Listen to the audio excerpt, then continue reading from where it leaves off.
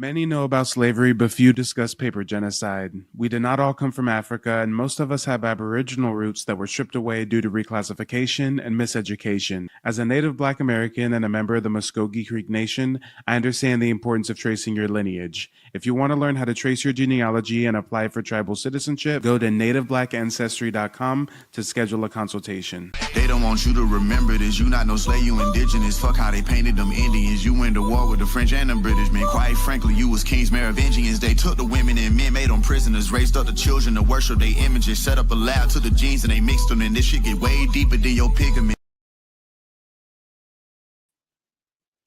All right, ladies and gentlemen, boys and girls, smash the like button on the way in. Subscribe to the channel if you're new. Hit the Cash App or the PayPal if you support the mission. And let's get on with the content. A lot of you are aware that I was interviewed a couple of times on a different platform called Donnie Glover.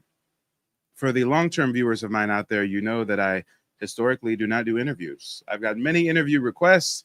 I've rejected them all because I just don't really rock with people like that. I just don't really know people's intention, their motivation. You know, I'm not trying to get caught up in any weird scenarios, being associated with someone who later participates in strange behavior. So I just always abstained from interviews. But I got a brother that interviewed, he emailed me a few days back and he requested to interview me. I looked at his platform. I looked at what he had going on. I saw that he seemed to be, you know, trying to wake our people up to various issues. So I said, you know what? It can't hurt. Let me make an exception just for him. And if you're not familiar with the last two interactions, I mean, let me quickly fill you guys in. Let me so quickly fill you in. So the channel I was on was called Donnie Glover, right? Small channel, you know, the brother's been putting in his work. He had 3,000 subscribers. He's up to almost 6,000 now, thanks to a couple of my guest appearances. You can see that the first live stream that I did, you know, if you guys are long-term viewers, you automatically recognize my thumbnail style and, you know, my title styling. But you can see that the first interview that I did with him 4 days ago is currently over 20,000 views. That's right, over 20,000 views.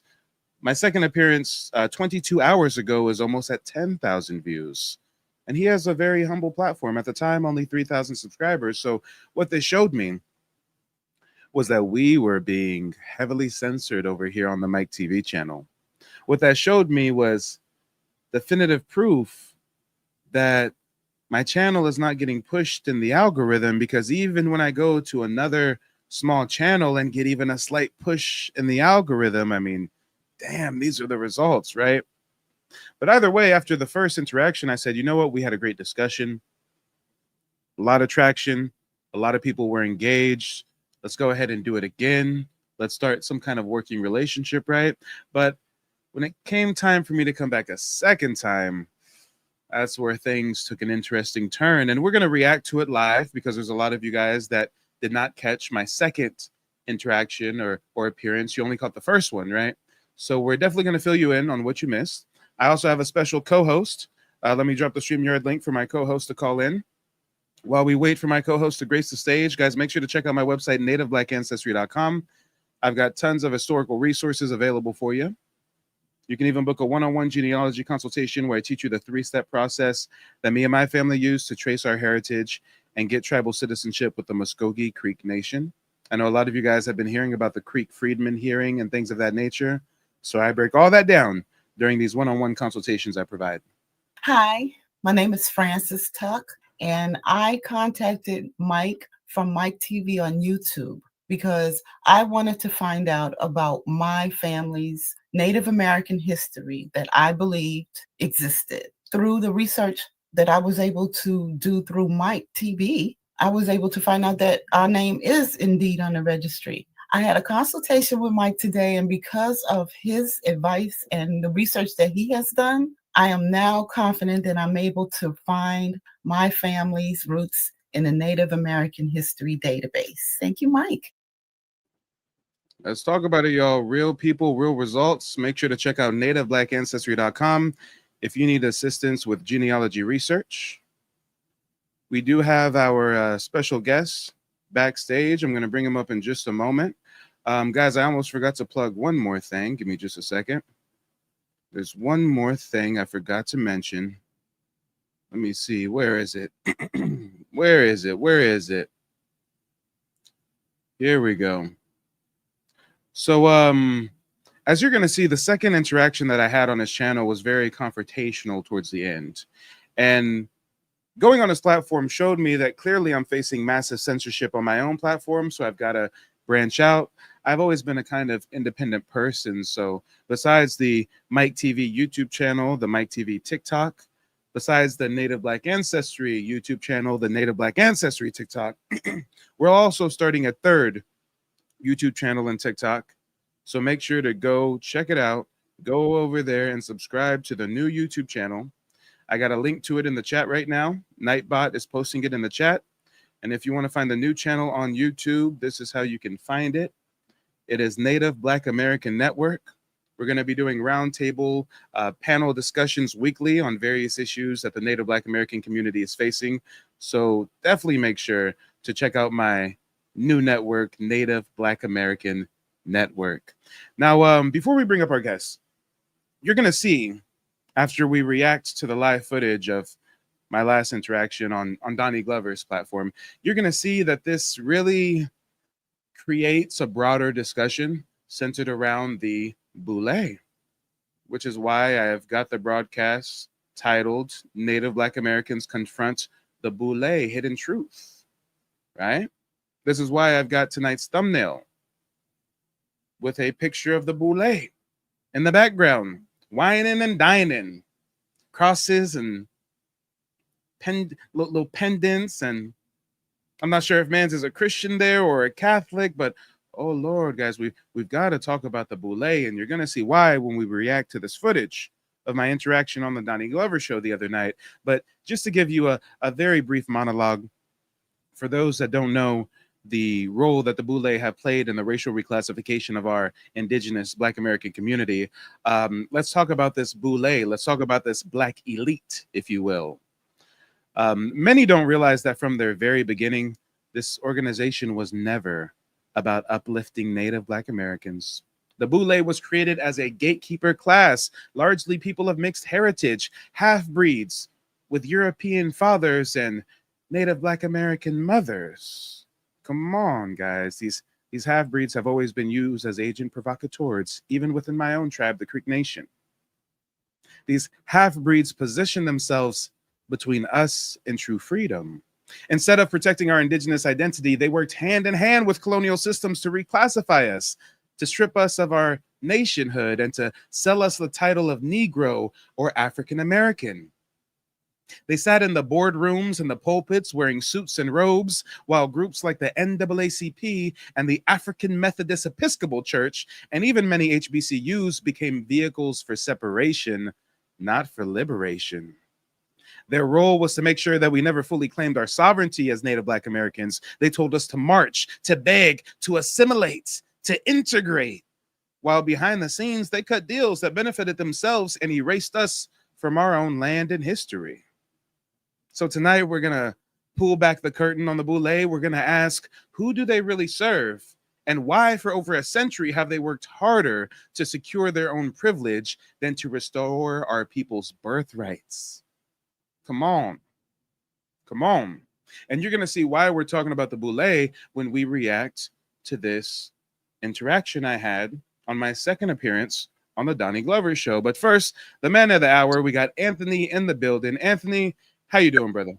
How you doing? Am I in there? Oh, yeah.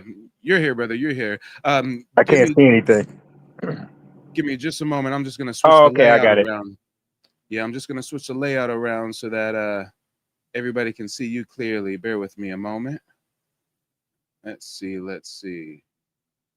I know, y'all, this is live TV. I got to get it together. I got to get it together. How do I bring another person in here? And Anthony just lost connection on us, y'all. We're dealing with some technical difficulties. Bear with us. Bear with us. Technical difficulties indeed. All right, here we go. And we should be good to go in 3, 2 and a 1. All right, let's try this again. Anthony, how you doing, brother? Good, good. All right, we'll go ahead and introduce the people. Introduce yourself to the people. Let them know where you're calling in from, the work that you do. I know that you're a very well-known artist in the Philadelphia area, and let them know what you're doing here today and what we'll be reacting to. Upside down. I'm Anthony Carlos Molden. I'm a painter sculptor based in Philly, Germantown, Philly. Me and Mike have been friends. I've been checking out his show since last summer, and we just became friends over time, shooting the shit and stuff. And but that's what I do. I'm a painter sculptor, FBA, born and bred. I was born in Iowa, the heartland. And I grew up in LA in Altadena, and just here to talk some shit, brother. Let's talk about it. DP says they rewatched the video last night and they got real crazy. Well, you know what? Anthony has not seen the video at all. So we're going to get his candid live reaction. Not only that, but Anthony's closer in age to Donnie. So you'll see that it kind of becomes a confrontation where age comes into play, where, you know, Donnie tries to assert a level of seniority over me. So I really especially wanted to get someone's opinion that's closer to Donnie's demographic so that I could know, hey, was I just being disrespectful to our elders, or was there something else going on that ties to this boule that we speak of, right? But let's go ahead and jump straight on into it. Without further ado, we're going to get straight into my second interview on the Donnie Glover show. And believe it or not, it started off really strange. This was supposed to be an interview with me and him, but he had a lady there in the beginning named Brenda. And I guess Brenda is a Hebrew Israelite. So we're going to start off hearing Brenda try to convince me and us that we are Bantu Africans, believe it or not. Yeah, it's going to get good, guys. If you didn't know, now you know. Apparently, we're all Bantu Africans. Let's get on into it, shall we? That someone had timed it and said by biblical and DNA, yes. And Anthony, you are the man of the hour. I really want to get your reaction more than anything else. So whenever you want me to pause the video and you want to provide some commentary, just raise a hand and I'll stop the video. Okay, bet. We're the E1B1A haplogroup, all of us Bantu people. And it was only the Bantu people that were caught up in the Atlantic slave trade, for the most part, primarily. So most of the people here in North America and the diaspora. Damn it. We got a lot of content to get through. I promise I'm not going to pause it more than I need to. But we got to highlight something early on. Did she just say only the Bantu people were trafficked during the transatlantic slave trade? I guess she doesn't know that before the African slave trade, there was an indigenous American transatlantic slave trade, right? Well, if that's true, then why did they have so much problem communicating? Because they couldn't all speak the same language. If there were only Bantu taken. Yeah. And if only Bantu were taken, how did they get taken? Was there some massive war between Europeans and the Bantu that is just never written about in history books? Did the Bantu then go looking for all their Bantu brothers and sisters that got kidnapped by the white man? Or were the Bantus selling other Bantus? I mean, we'll see. We'll see. But she wants us to believe we're all Bantu Africans. And the diaspora period who came on that Atlantic slave trade with the E1B1A haplogroup. Okay. All right. Well, we have the man right here. We have the man, the myth, the legend, the one and only Mike. Mike! Hey, how you guys doing? Mike, when do you sleep? Whenever I can. Sometimes I pass out in that little armchair right there, reading books and documents and stuff. So whenever I find the time. I was looking for this head earlier today. I could not find it. Oh, I got you.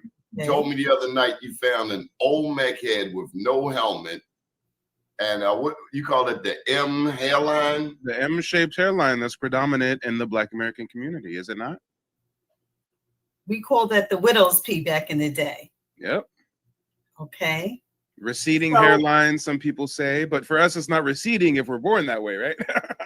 Well, I mean, I have a picture of my great grandmother, and she has the same nose type, the same lips, She doesn't have that widow's P though.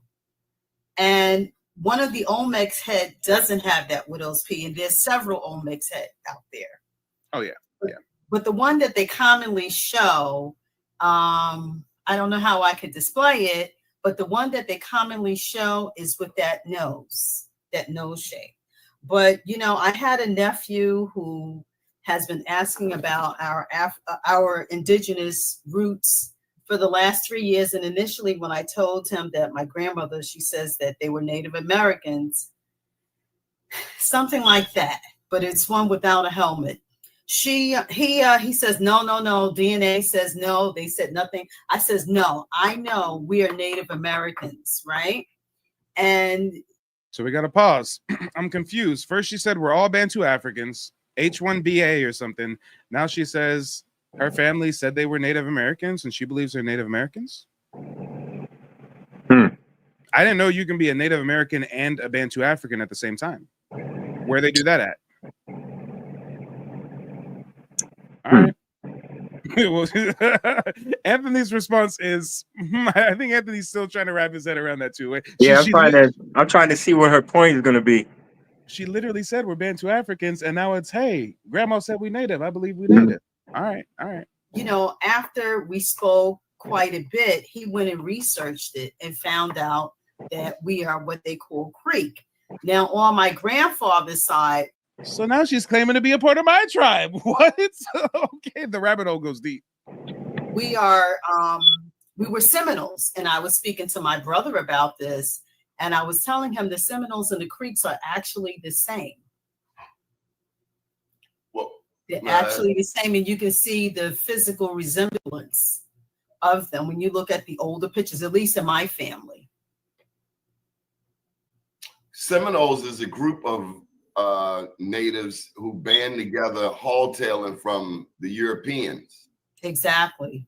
So it wasn't a particular tribe, it was the name that was assigned to them. Well, hold on. I wouldn't necessarily frame them as hauling tail from Europeans. They were the freedom fighters. They were the Black Indian rebels who kept the fight alive. You know, descendants of the Yamasi, They had guns. See how I already gotta, respectfully correct the OG? Hold on, Anthony. You're on mute. Let me unmute you. Okay. There you go. Go ahead.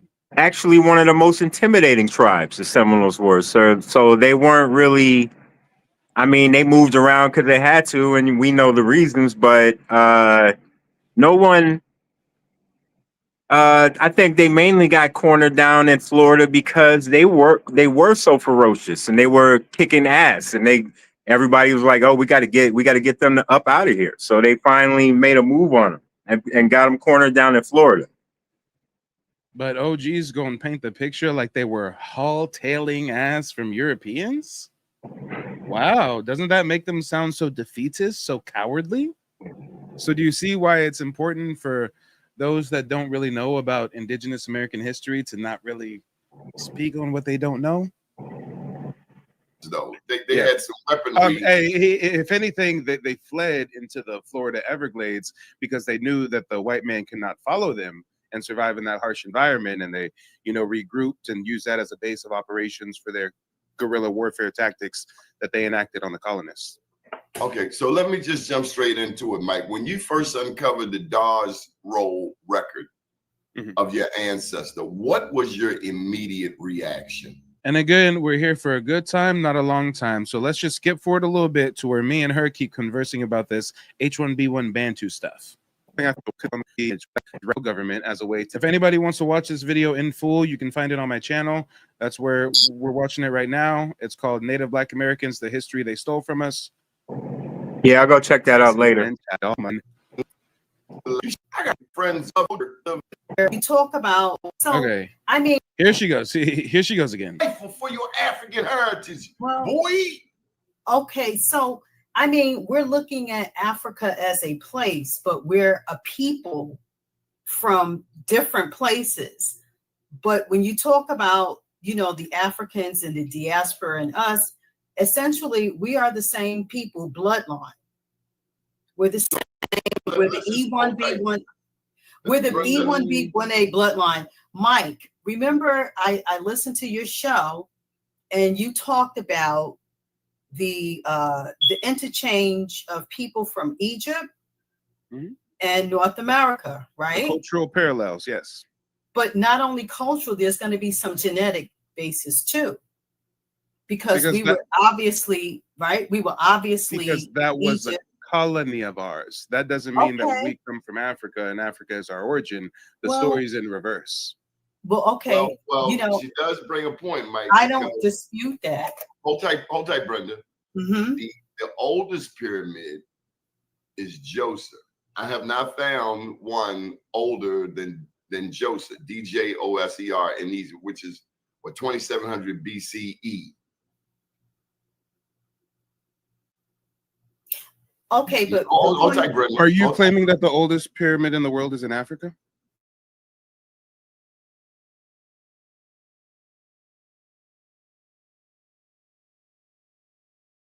DJOSER, Joseph. Then I urge you to do more research into the pyramids in Central and South America. Not only do we have more pyramids in the Americas and the rest of the world combined. No, that part I agree. Pyramids, no, but our pyramids are the oldest and the largest by volume. I got you with the largest. And if anybody needs something to research, if anybody wants some sources, the first pyramid that you can look up is called Caral Supe. It's in Peru. This is the sacred city of Caral. It's dated at 2600 BCE. We've also got the La Venta and the Olmec sites. These pyramid-like mounds are from 1200 to 900 BCE. Those ones aren't as old as Egypt, but those are tied to some of the older ones in South America. It's basically the same culture of people maintaining the same tradition. But when you look at the Monte di Ocodi, that's actually in Sardinia. Sometimes they say that that one's at 3200 BC. So again, I know that a lot of people have centered pyramids, pyramid building, and placed that in Egypt, but that's not the case. Okay, so I mean, what I would like to contribute to is that, you know, there's a group of us Bantus, because we are Bantu people. Who's a Bantu? I'm not a Bantu. Well, biologically speaking, we're the E1B1A. Ma'am, I go by genealogy. Y'all have to make. I don't go by bloodline, genetic hearsay. I don't. Well, we're going by paper trail records. I did my family tree going into the 1600s. I don't find no Bantu Africans. I'm a genealogist. I work on behalf of hundreds of Black Americans across the country. Seldom find an African on their family tree, let alone a Bantu African in particular. So I've heard this rhetoric. I'm familiar with it, but you got to come with some receipts. Let's share the screen. Let's cite some sources. Okay, can I ask you a question? Let's look at linguistics. Who identified the Bantus as Africans? We're here as well. You posed the question, bring an answer. Can I ask you a question? Just said the Egyptians no, Brenda, you're hijacking now. Following the prevailing thought that Egyptian culture was founded in Africa and came over here, and I provide a counter. I say it was founded in the Americas and migrated over there. And I can cite sources. I'm not talking about where it originates. I'm actually saying that some of the people, not all, because a lot of Egyptians are Hamitic people, but some of them who are Bantu, we're the same group. Why the fuck you lying? Why you always lying? Oh my God, stop fucking lying. Are y'all as confused as I am? I mean, first she says she's a Bantu. She says we're all Bantu Africans. Then she says she's an Indian, not just an Indian, but a Creek, not just a Creek, but a Seminole. I mean, she sounds like she's having a bit of an identity crisis. How did she come to the conclusion that we're all Bantu? Because of the H1B1A blood or something. Yeah. But so all of us. Yet they brought over multiple tribes, and then those tribes mixed with multiple tribes over here. So even that seems like it needs some more looking into. And why can't you be content with being a Bantu African by your damn self? You gotta force that identity on all of us, guys. I'll never go to Black Americans and be like, "You're all American Indians. You're all indigenous to the Americas." No, some people have different heritage. But hey, Let's keep it going, y'all. Let's keep it going. And for anyone who's confused about the whole E1B1A narrative, E1B1A is the Y DNA haplogroup. That's just one paternal lineage marker. It's found often in sub-Saharan Africa, especially among the Bantu-speaking populations, but it is not exclusive to Bantu Africans. It's present in the Bantu regions of Africa, in the Americas, and even parts of Europe and the Middle East. Y-DNA, E1B1A, only tracks your direct male line.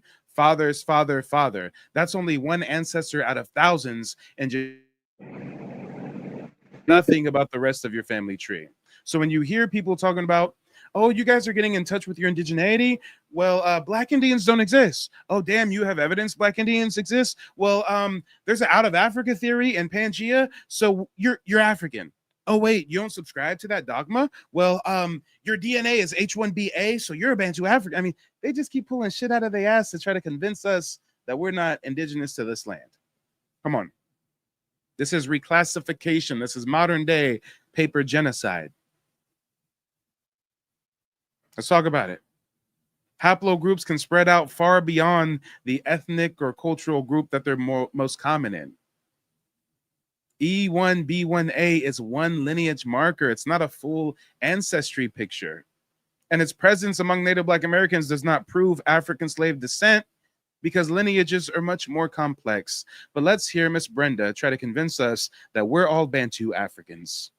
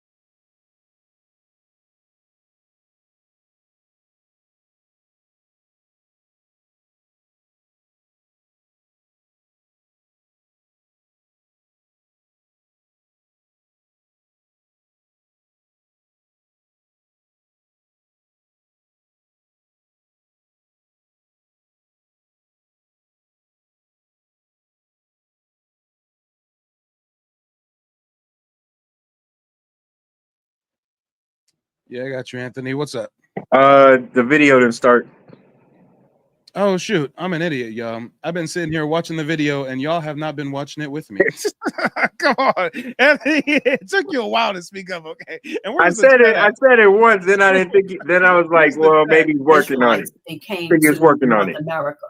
Here, guys. People from Africa. Basically, we're getting to the root of her source. She's going to tell us that the Bible says Hebrew Israelites came to North America, so we're Bantu, African, Hebrew, Israelite, Native Americans. That's basically what you guys miss. So you missed a lot of malarkey, in a sense. But check it out. I can say you were the same group, but some of them who are Bantu, we're the same group. If you say it started here and it went there, I can't dispute that. I don't have any information to dispute that. But what I'm saying is that as far as bloodline, we're basically, when it comes down to some, if they're the E1BA, if they're the E1BA, we're genetically the same people. And besides, I will say this, that there's been an interchange with people from African continent and North America for a very long time. In fact, there's a book in the Bible, is Ezra, I believe it's Ezra, the first or the second Ezra, the 13th chapter and the 39th verse, and it talks about during the time of Uzziah the king, how these, during the time of the Assyrian captivity, that these Hebrew Israelites, they came to North America. And they were seen as the lost 10 tribes. But I'm sure before that, there were also people who were from the continent here. We've always gone back and forth. I think what you're saying is that we were not brought on the slave trade. That's not really my issue. I never mentioned the slave trade or anything at all. What I'm saying is to say that all indigenous people in the Americas were Bantu Africans is like saying all Africans are Vikings. It's lazy. it's disrespectful. Brenda. It's actually wrong. What about Brenda, the biological basis? Brenda, we gotta go. Okay. Okay. And the whole time I'm wondering, why was Brenda there in the first place? You invited me for a second interview.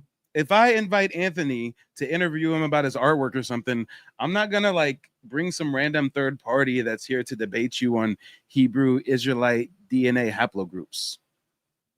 He take Right, her. Huh? Did he take her off because you were starting to ramp up? I never thought of it that way. I never thought of it that way. It Yeah, just seemed abrupt. it was abrupt. I mean, as soon as I give the analogy that saying that we're all Bantu Africans is like saying all Africans are Vikings, it's lazy, it's disrespectful. Well, as soon as I hit that mic drop, it's okay, Brenda, you gotta go. Bye. I guess he threw in the towel for her. I don't know.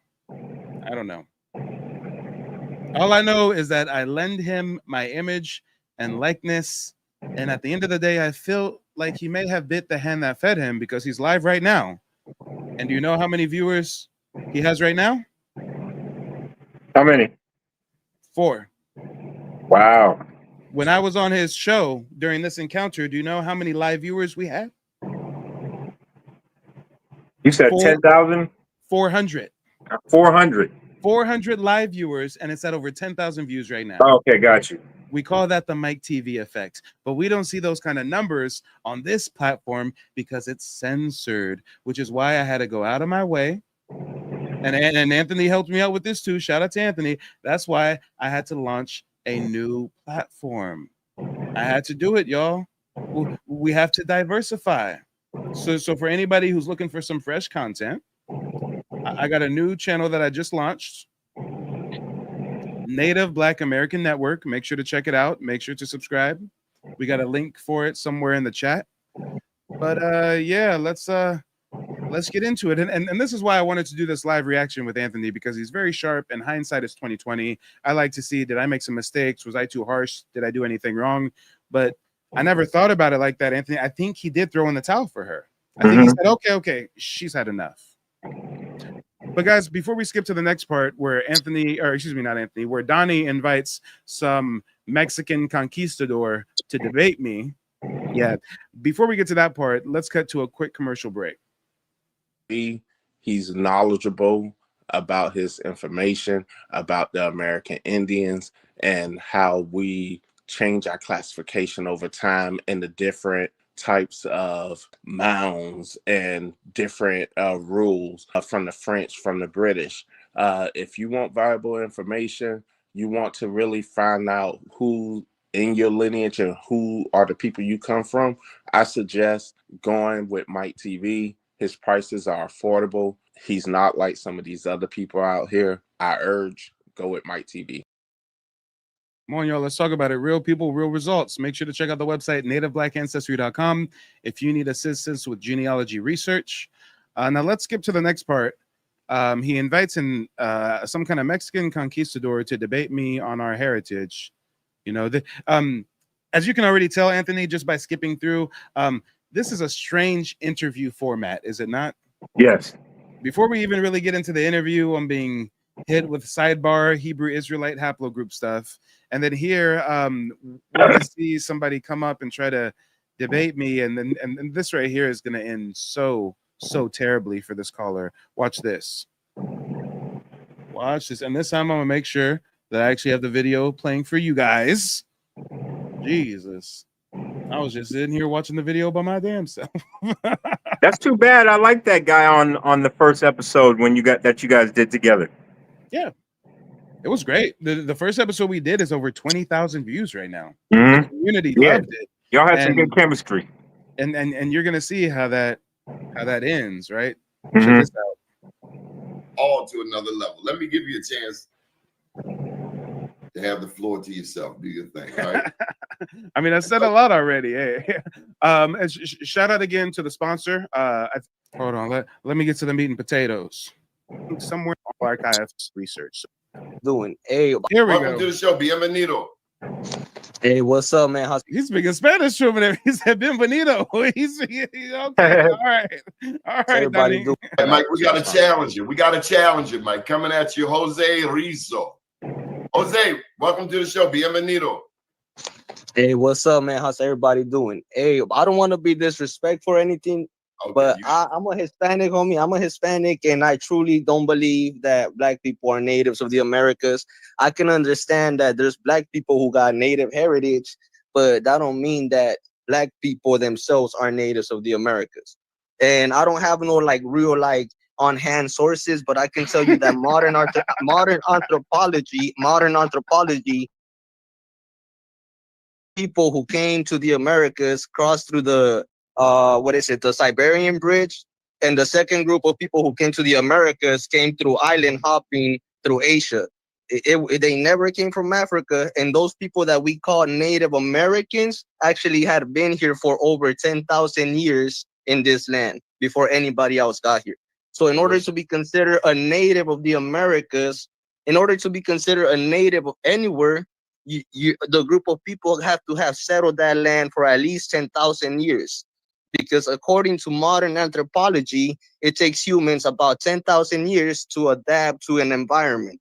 So those people that we call Native Americans, they were not African, they were Asians. They were Asians who had been here for over 10,000 years. Wait, hold on. He's saying a lot. I got to pause for a minute. Hindsight is 2020. I didn't realize until I listened to the replay now.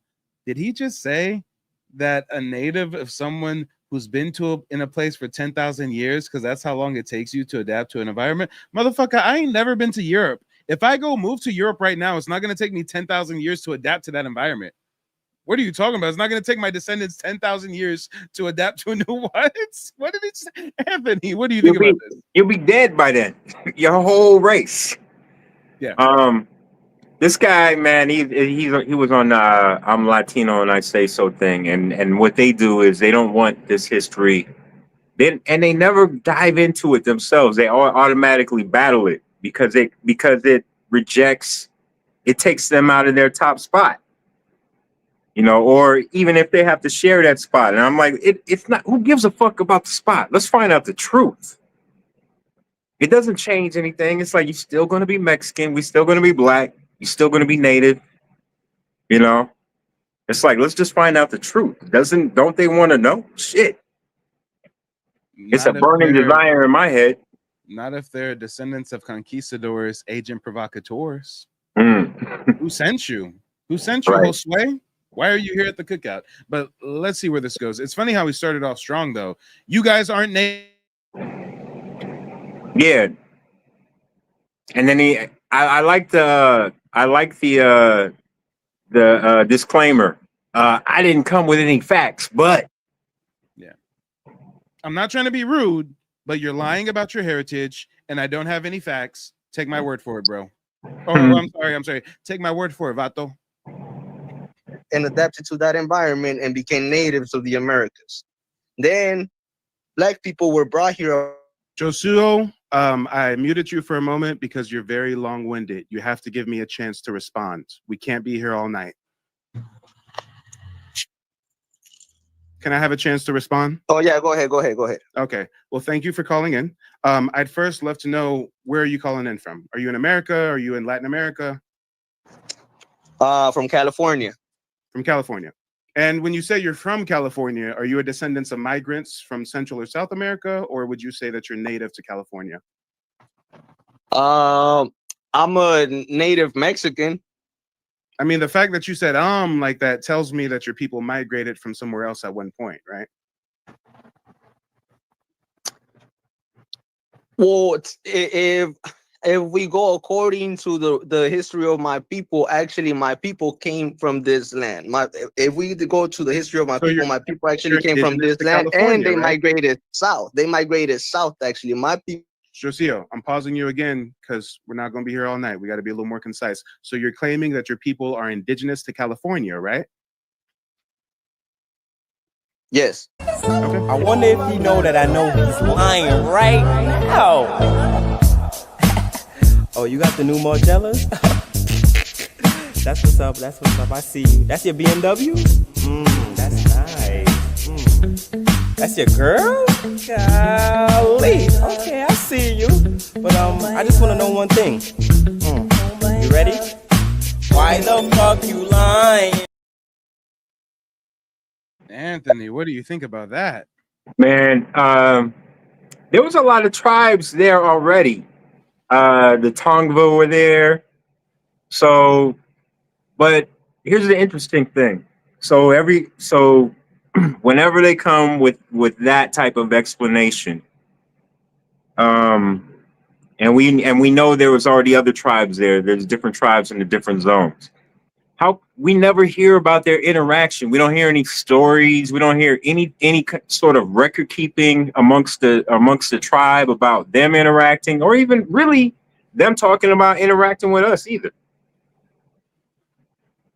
And also in Africa. That's in Africa too. When I was growing up as a kid, I always, as part of the history class, they always talked about, they loved talking about the griots and how they used to go to village to village, collecting stories and keeping the records.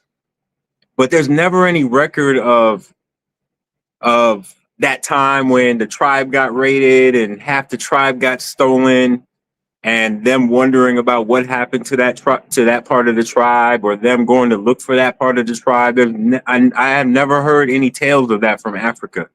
In fact, most modern Africans know very little about slavery because they don't talk about slavery because it doesn't concern them. Yeah, let's talk about it. And have you done your family's genealogy? And if so, how far back did you trace your maternal and paternal line? Mine? My family? No, not you. The video. Got you. That was old Mike. Right, Old Mike you. talking to a conquistador. Hey, but Anthony, how far you take your family line back, And have you done your family's genealogy? And if so, how far back did you trace your maternal and paternal line? I didn't take a genealogy test. Genealogy is not a test that you can take. I think you're thinking about DNA tests. Genealogy is paper trail records research, birth certificates, death certificates, military records, marriage documents. Have you ever traced your family's genealogy through records? No. So how do you know if you're truly indigenous to California, or if your great great great great great grandfather didn't migrate from somewhere else? Well, I'm gonna use the what's it called? Well, so the average Mexican is 52%, and I'm going by the averages right here. I'm speaking average numbers. I'm not speaking people in specific. So the average Mexican is 52% Native American and 48% European. So that's where I'm basing that I gotta have some native in me, especially if my family comes from the central region of Mexico. Oh, time out.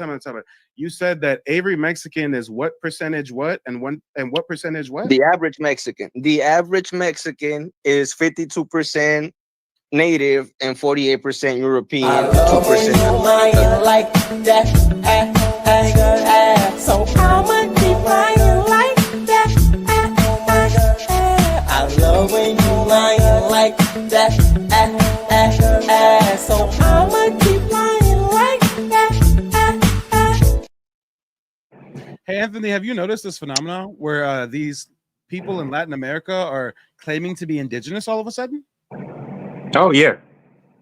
Oh, definitely. And I know that I'll tell you this from when I first moved to New York in like 95, the Mexicans, I hadn't really met Mexicans like this. These were much more indigenous Mexicans that I was meeting on the East Coast coming up from mainly from Puebla. But on the West Coast, they definitely looked a lot more like Spaniards.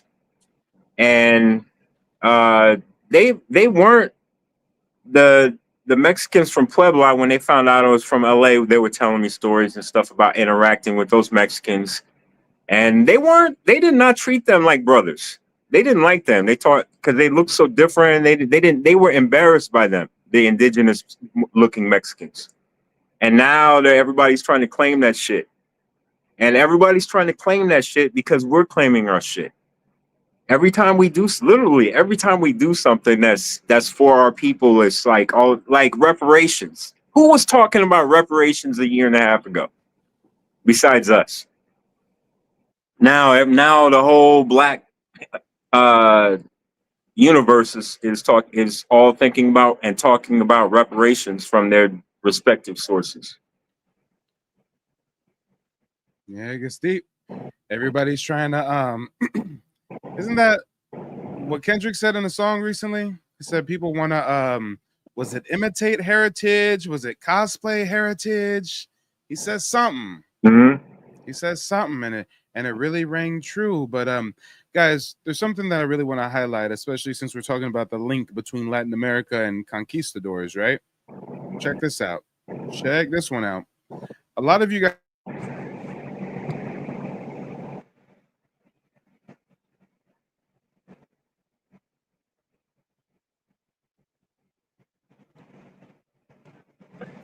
my screen's glitching out on me. All right, we're back, guys. We're back. I was glitching out a little bit. A lot of you guys don't understand the historical parallel between this Latin American culture and this conquistador heritage. Guys, let me get a 1 in the chat if you guys are familiar with the Chicano style of wearing those high socks. Let me get a I think Anthony even told me he used to live in LA, right, Anthony? Yeah, I grew up out there in Altadena. So you know all about them Chicanos and their high socks, and the Yeah, higher the socks, man, the better. they love dressing like conquistadors. The higher the socks, the better, vato. Mm-hmm. You won't believe what I saw. Even the stance is like some old conquistadors in an old painting. Facts. And when Anthony says they like to dress as conquistadors, a lot of you guys don't know that Chicano style is modeled after conquistadors. Let's look at Exhibit A, Conquistador, Cristobal Colon, and let's look at your modern Chicano, whatever the hell they call himself. Damn, I'm seeing a lot of all he needs is a sword in his hand. All he needs to do is to trade the bandana for a weird hat, put a sword in his right hand. Mm-hmm. Damn. That's Stockholm syndrome for you. We're supposed to be reconnecting with our imaginary African heritage. Meanwhile, they're denying their European and African roots. All right. What percentage? What? The average native and 48% European, the central region of Mexico. Oh, time out. You said that every Mexican is what percentage what, and what percentage what? The average Mexican is 52% native and 48% European, 2% other. And what's your source on that? You can Google it. So you can't tell me a source, a historian, anywhere I can Google it? It's common knowledge, brother. Okay, we'll just move past that since you have no evidence to cite that one, right? But guys, this is something that you really, really have to be privy to. He's coming up here dictating heritage to us. He hasn't even done his family's genealogy. He thought genealogy was a test. I'm gonna let you finish this, but I'm gonna make a point after this. Sir, you're gonna stay on mute until I finish talking, and then you can respond. That's how you got to deal with these conquistadors. But check it, I got to correct you, Willie. Willie says La Raza literally means make your lineage, husband or wife, white. It's a German ideology. No. The Spanish conquistadors did something in Latin America called the blanqueamiento, or the major or La Raza. And this is a picture that depicts that Spanish colonial practice. They would take a black indigenous woman, like the woman on the left, force her to have a baby with a Spaniard. Now her daughter is a mestizo, a mulatto, force her daughter to have a baby with a Spaniard. Now they're indistinguishable from that European conquistador heritage, right? The lightening of the race. That wasn't just a German ideology. That was a Spanish colonial Catholicist ideology. Let's talk about it, y'all. Let's talk about it. But this is going to get good. So he comes up here dictating lineage to us, telling us that some of us could be Indians, but not really be Indians, as if that makes any sense at all. Whole time, he's a Mexican from California who hasn't even done his genealogical research. Then he's going to tell us that they're 50% Mexican, 50% European. I mean, do you guys listen to the pseudoism being spouted right now? Guys, this is what you have to understand. Mexicans have the, excuse me, I'm sorry, not Mexicans. Latin Americans have the biggest identity crisis out of any demographic in the Americas. They verbally will get And I online prefer the and term claim, Hispanic sir, Americans. you can stay on mute until I'm done talking, because I didn't interrupt you until you got real long-winded, right?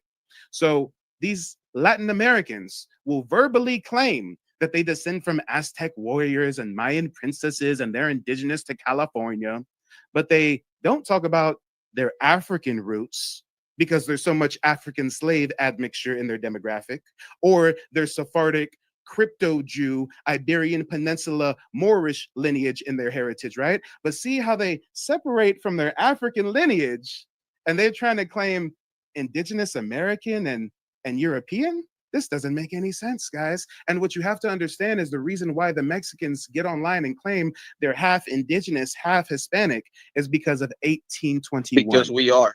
No, it's because of 1821. Donnie, I know you're pressed for time. Can I have 30 seconds to explain 1821? I just want to ask him one question. I want to ask him about the Olmec heads. Can I quickly explain 1821, and then he can tell us how he thinks the Olmecs are really Asians and stuff, right? But guys, this Mexican identity crisis comes from the year 1821. What happened in 1821? Well, that was the independence from Spain. When the Mexicans revolted from their Spanish grandpappies and grandmas, they had to form a new national identity. So they created something that historians call the mestizo myth. This boy told me that they're half European, half indigenous. He can't cite a source. Just Google it. Well, I'm giving you the source to Google. Google the mestizo myth. This is the idea that all Mexicans are mestizos, born between a union between indigenous people and Spanish conquistadors. Is They that so-called erased, myth proven? don't interrupt me. You see how he has to interrupt me because I'm exposing the heritage of his people. He can't help but interrupt me. He descends from colonizers. He descends Because from you conquistadors. keep going and going and it's you in don't... his blood. It's in his blood to try to refute what I'm saying. He descends from conquistadors, mind you. But guys, check this out. Check this out. They literally erased the Aztec, the Maya, the Mixtec, and they pushed them into these new racial categories. They try to denounce their African roots. Jose Vasconcelos was the Minister of Education in 1920, and he was key in shaping this mestizo myth. So look it up, guys. The mestizo myth. Let's give him a shot. You got a shot, Jose. You get the. And again, guys, everything that that I say, I mean, you can fact check me. You can look it up. You can do your own research. Matter of fact, go ask ChatGPT. Save yourself some time and go talk to ChatGPT one time. How about that?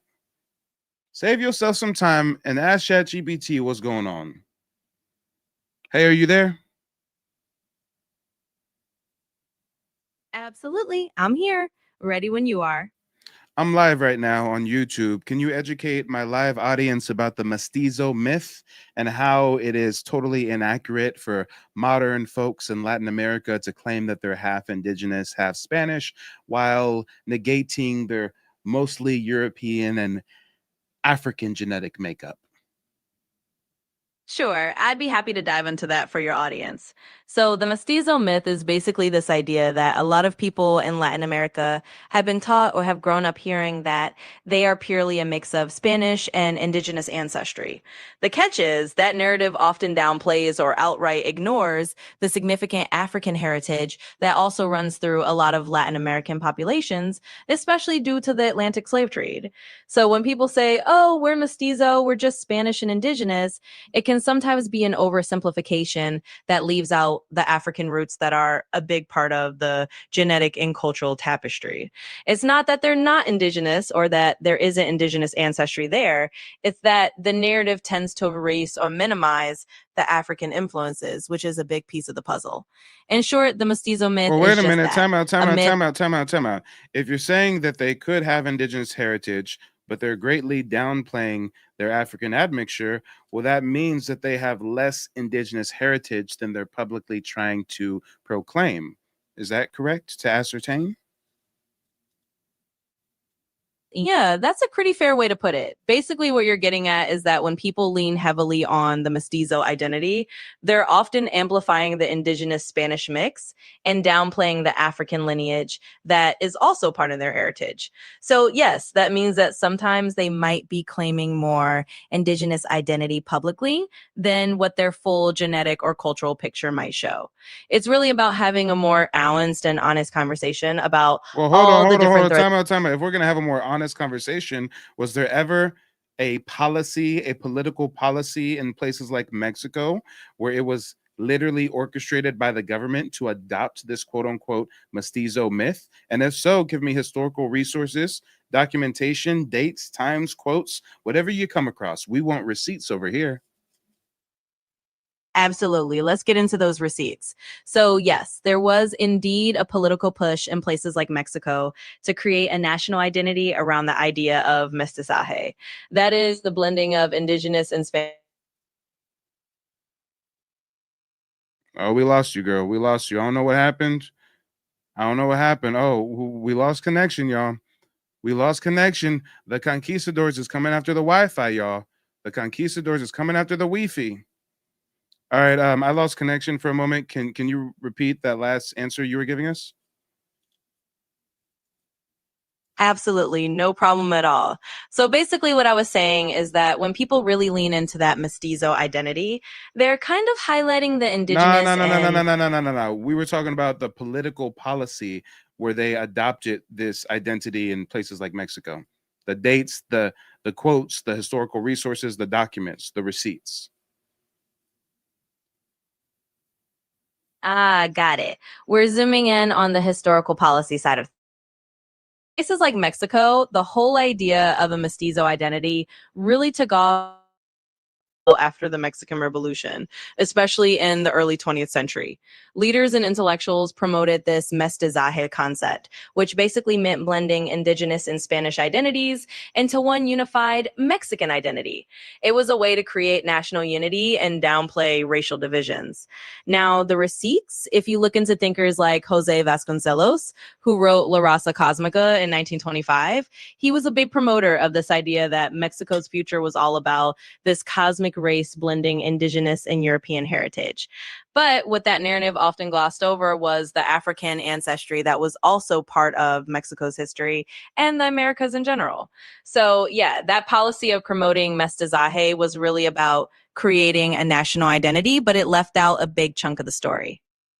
Damn. And when y'all see these Mexicans, these Latin folks online claiming we're not Indians, they're the real Indians, ask them why they aren't acknowledging their African heritage. We already know why. Hey, it's what it is, what it's gonna be.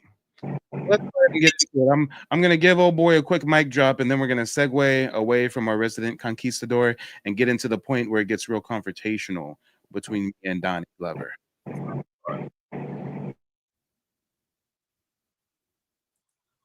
There you go.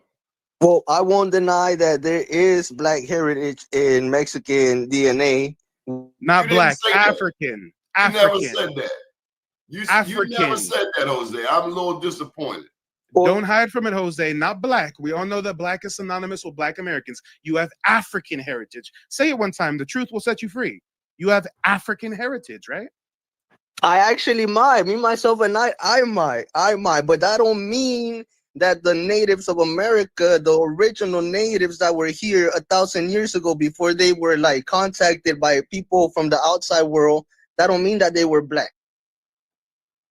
Hey, it's sad that we're pressed for time, because if we weren't, I can literally bring up the journals of conquistadors that went to the California coast and say they saw black Indians. And guys, if you want to watch this video in length, where I do show the journals from conquistadors in the 1500s and how they denote seeing black indigenous people here on the California coast, well, then you got to watch this video in its entirety. It's over here at the hour and 37 mark, where I start going through those journals. Or you can also check out my website, nativeblackancestry.com. I've got a whole digital archive with documents like this in the vault.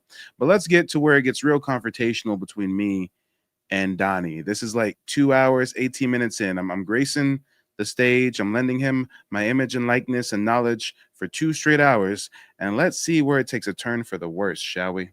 Indigenous people.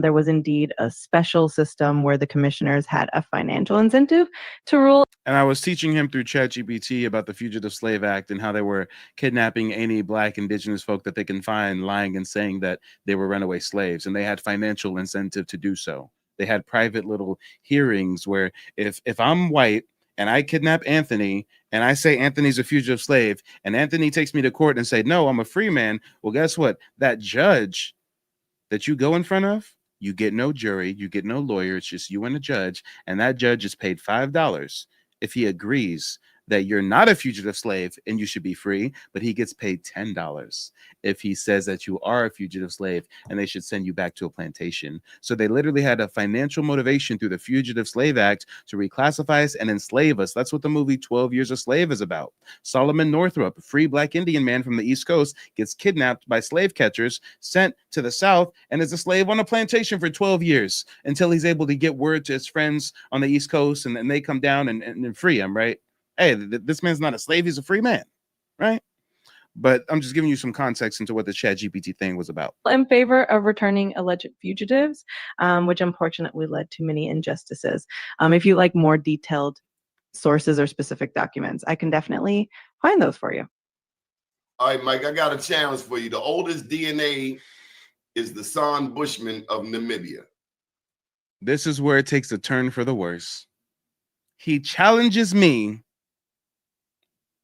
Really, if you think about it, he's trying to shit on my heritage. He's trying to shit on my scholarship. He's trying to shit on my research. He's trying to shit on our shared communal lineage by saying, I'm going to challenge you that the oldest DNA was found with some tribe in Namibia? Strange rhetoric. Let's see where this goes. Documents. I can definitely find those for you. All right, Mike, I got a challenge for you. The oldest DNA is the San Bushman of Namibia. Says who? Science. Is there a journal? Is there a person? I mean, science isn't a person. We can't personify a field of study. Come on. No problem.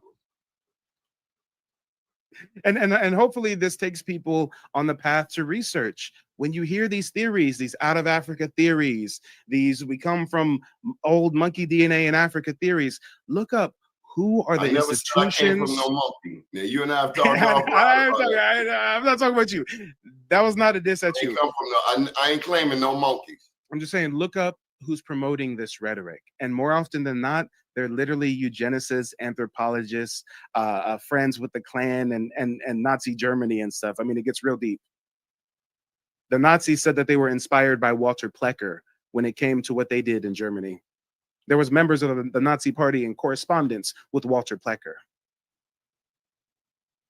Look at these allegiances. People talk about Marcus Garvey. Marcus Garvey was friends with the KKK. He teamed up with the KKK.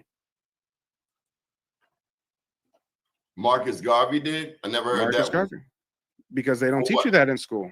For what? What did he team up with him for? Because the KKK wants to get rid of Black people in America. And Marcus Garvey wanted to promote his scam for his shipping line that was supposed to take all these Black Americans to some new colony in Africa. So you said Marcus Garvey was a scammer?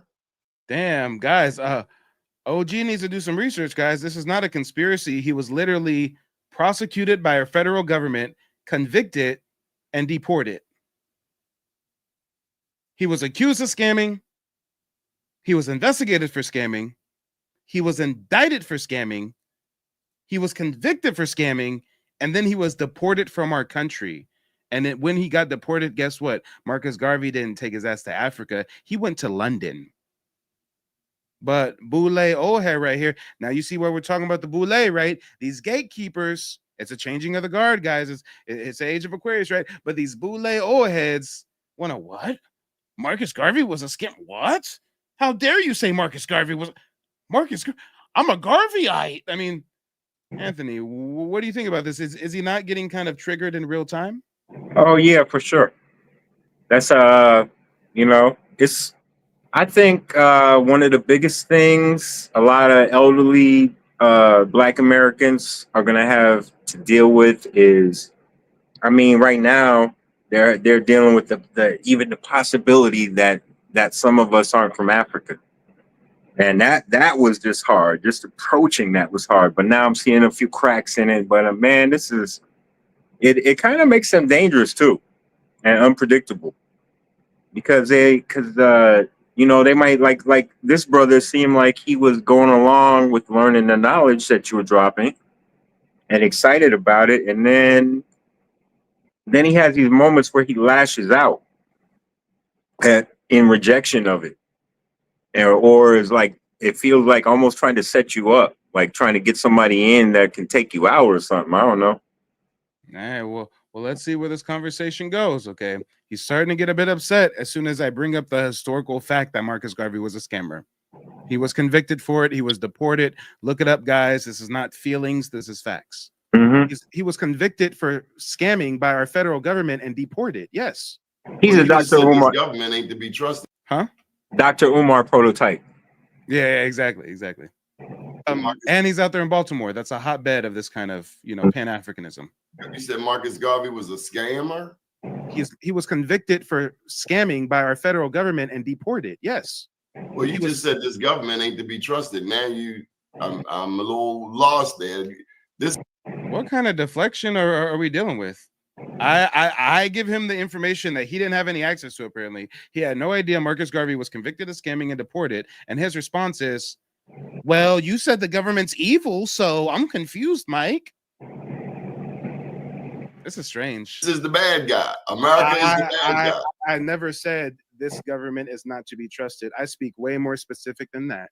I'm saying that Marcus Garvey was a convicted. What has the government done for brown people that we can trust? Except, and now he's way moving the goalposts. We're going from you getting this new information that Marcus Garvey is a scammer to now, well, Mike, what has the government done that Black people can trust?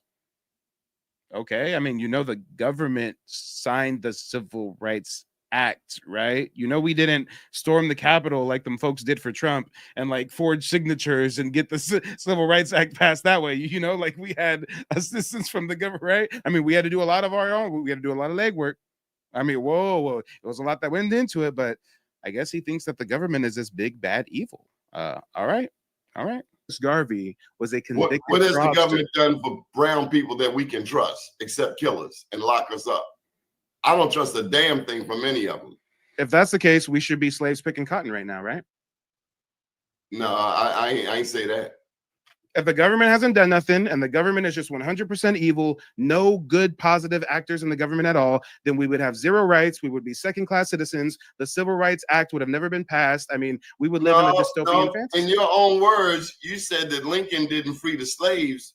The slaves were freed by revolutionary acts. Exactly, they were. Across what was then America. Exactly. But when they were freed, we fought for our freedom, including Nat Turner and the multiple insurrections, Seminole Wars, the Indian Wars. The Indian Wars, we are becoming clearer that we were fighting. Those were us. Yeah. And if there's no positive actors in the US government, then after we got our freedom, we would receive zero enfranchisement. You do know that there were independent Black thought revolutionaries that rose into government positions and passed laws in our favor. There were some positive groups. It wasn't just the evil Boule. There were positive factions working with the government. Do you think that Martin Luther King Jr.'s alliance with the federal government didn't benefit us? Do you think that Martin Luther King was a sellout for working with the government because the government has done us so dirty? Oh, head can't handle it. He had to take him a sip. He had to chew it over with the Snickers, so to speak. I mean, he's gonna just look at his expression. Just look at his face, guys. Just, I wish I could zoom in on this. He's looking nervous. He's like, oh shit, he's shattering my reality right now. Damn. Yeah, that's what you're doing to him, man. You're definitely shattering his reality. Yeah. Maybe it might be too fast for him. Yeah. Because if you feel that way, if you think that way, if the government is just this big bad evil, guess what? You're entitled to feel that way. Denounce your U.S. citizenship. Go move to China. They ain't never did nothing to Black Indians. Go move to Australia. They ain't never did nothing to Black Indians. But You if don't this get is to tell me to move. I move when I choose to I'm move. not talking to you specifically. I think you're smart enough to know that, okay? But Okay. when we talk about people, it just comes out.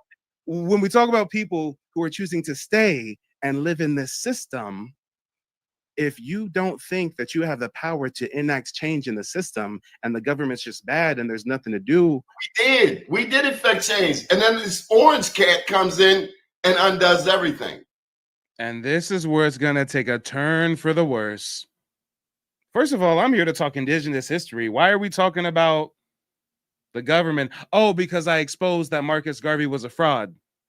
And he got convicted by our government and deported. So now he went, oh, but the government's evil. And I said, no, the government's not all bad. I mean, there's bad actors, there's good actors, right? Right? And then we go from that. But what about that evil orange guy? I'm not here to talk about fucking Trump. What? To enact change in the system and the government's just bad and there's nothing to do. We did effect change. And then this orange cat comes in and undoes everything. And before we get to how the orange cat comes in and undoes everything, Mark Smith, what the hell are you talking about in my comment section? Mark Smith says Marcus didn't team up with the KKK. Talking to the ops doesn't mean you're linking up. They're the fucking ops. What are you talking about? If you're from 63rd, then you don't go talking to the ops on the other side of the block.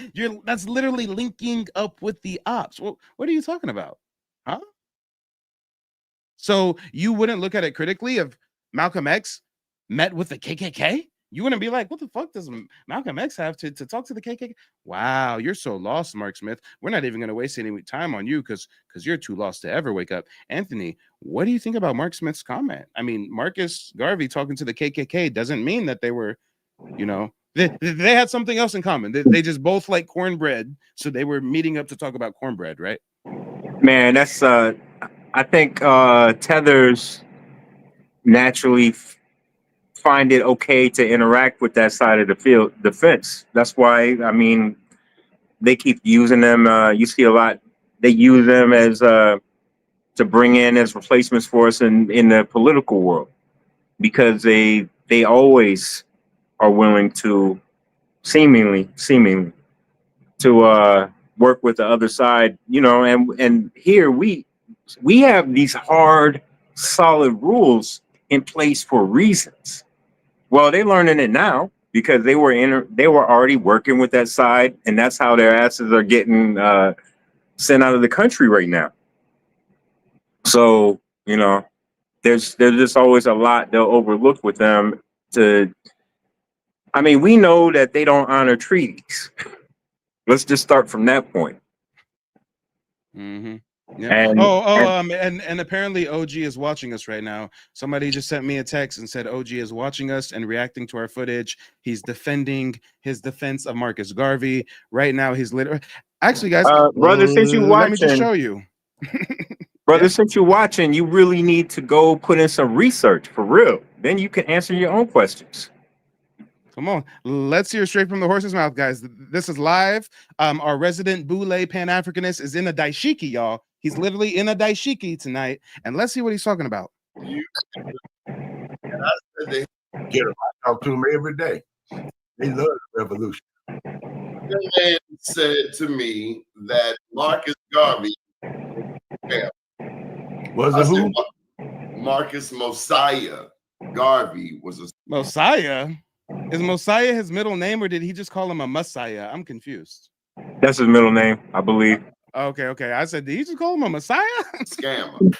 And I said to him, why would you say that? He said, because the government locked him up for that reason. No, that's not why I call him a scammer. I don't say he's a scammer because he got locked up. I say he's a scammer because he was trying to make money, build wealth off of convincing us to migrate from our indigenous land, while he didn't want to go to the place he's trying to get us to migrate to. He's from Jamaica, hanging out in Europe all the time, trying to convince us to go to Africa, but he don't want to take his ass to Africa. When he got deported from America, he went to Europe. He didn't go to no Africa. That's the scam.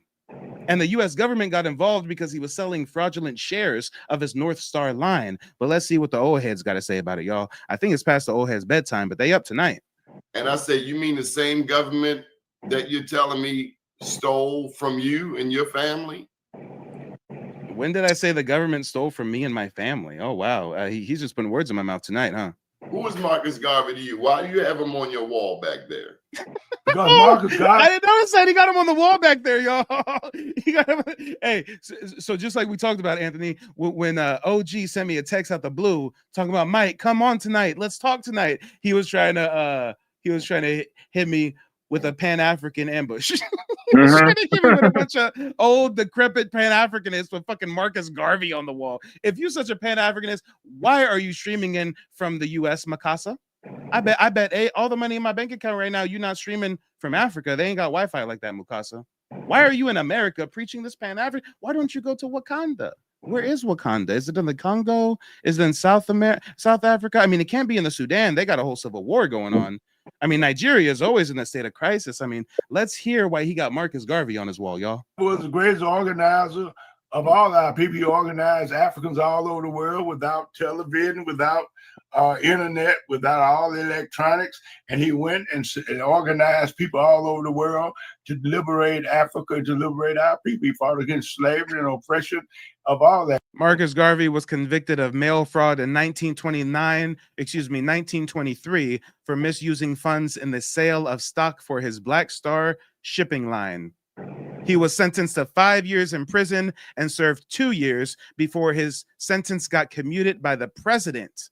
Then he was deported, where he then goes to Europe. It gave us more dignity probably than anybody else in the world. And today, Marcus Garvey is celebrated. He thinks that Marcus Garvey gave us more dignity than anybody else in the world? Nah, how about them people that built towns from scratch? I think that gave them more dignity than some guy talking about a dream of going some other country that they don't even relate to.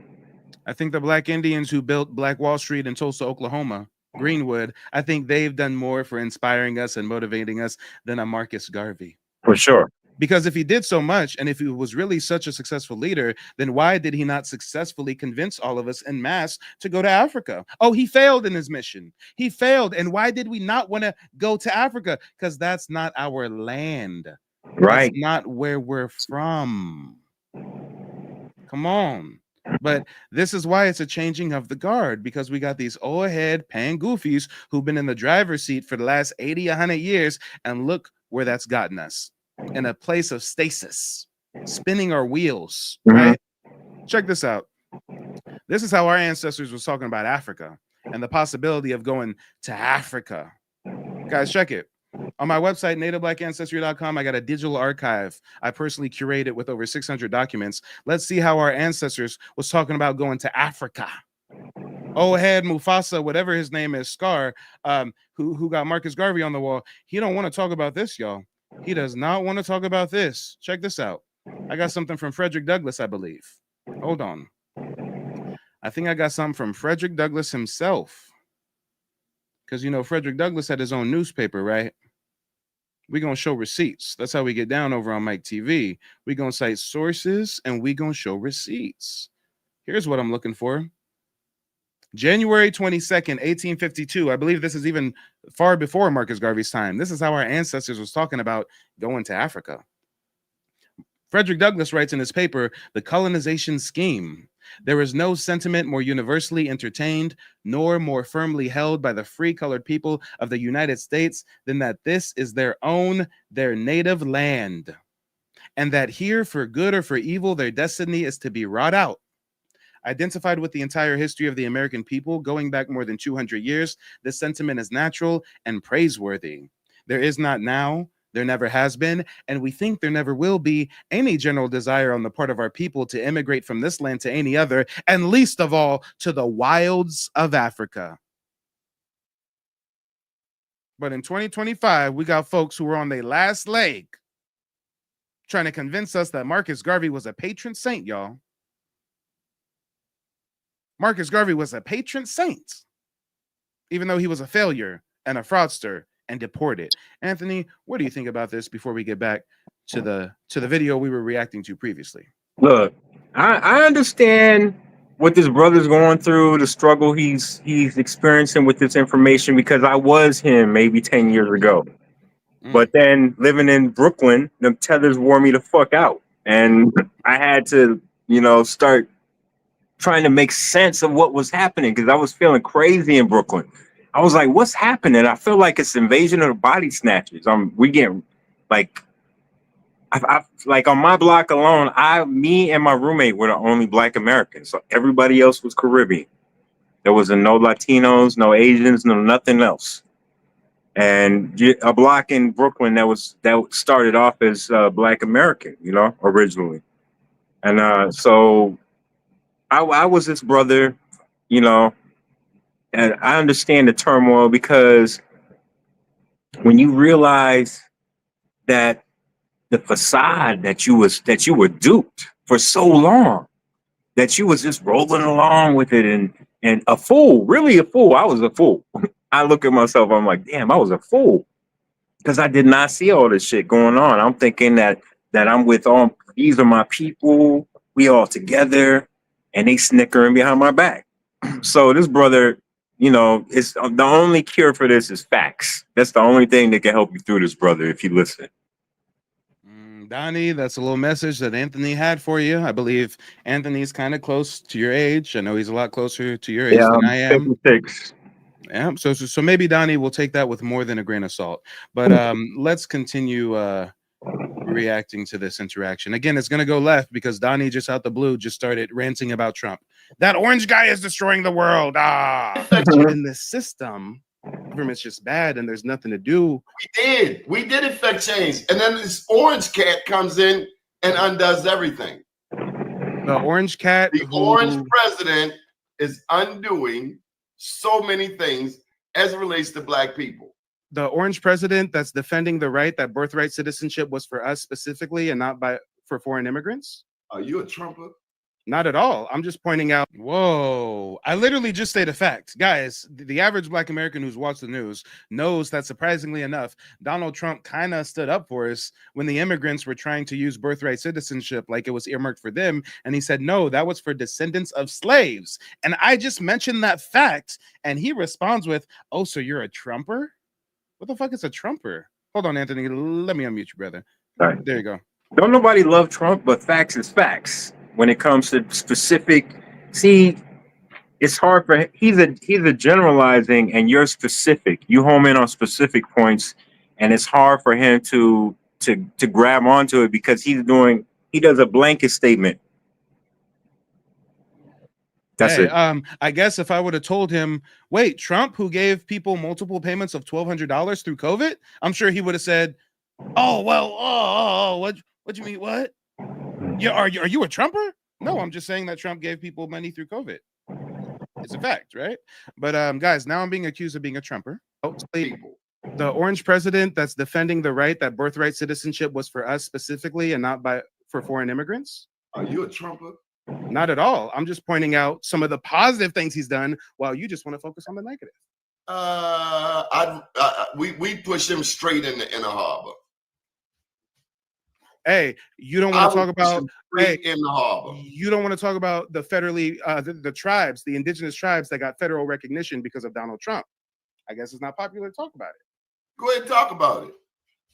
Even in his first term, President Trump gave tribes federal citizenship who've been fighting for it for decades. Matter of fact, even before Trump was president in the 1990s or 1980s, you guys can look it up.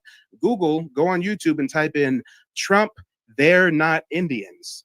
Trump was talking about this $5 Indian, this pretending thing for a long time. There was Italian mobsters that got their way into tribal status. And when it came to building Jersey City out there and getting all those casinos, even though it was Indians building the casinos, really the Italian mob was behind it, out against it, saying, hey, these don't look like no Indians I've ever seen.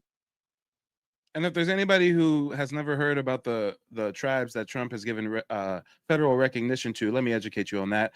In 2018, in his first term, 6 Virginia tribes, the Chickahominy, the Eastern Chickahominy, the Upper Mattapony, the Rappahannock, the Monacan, and the Nazamun.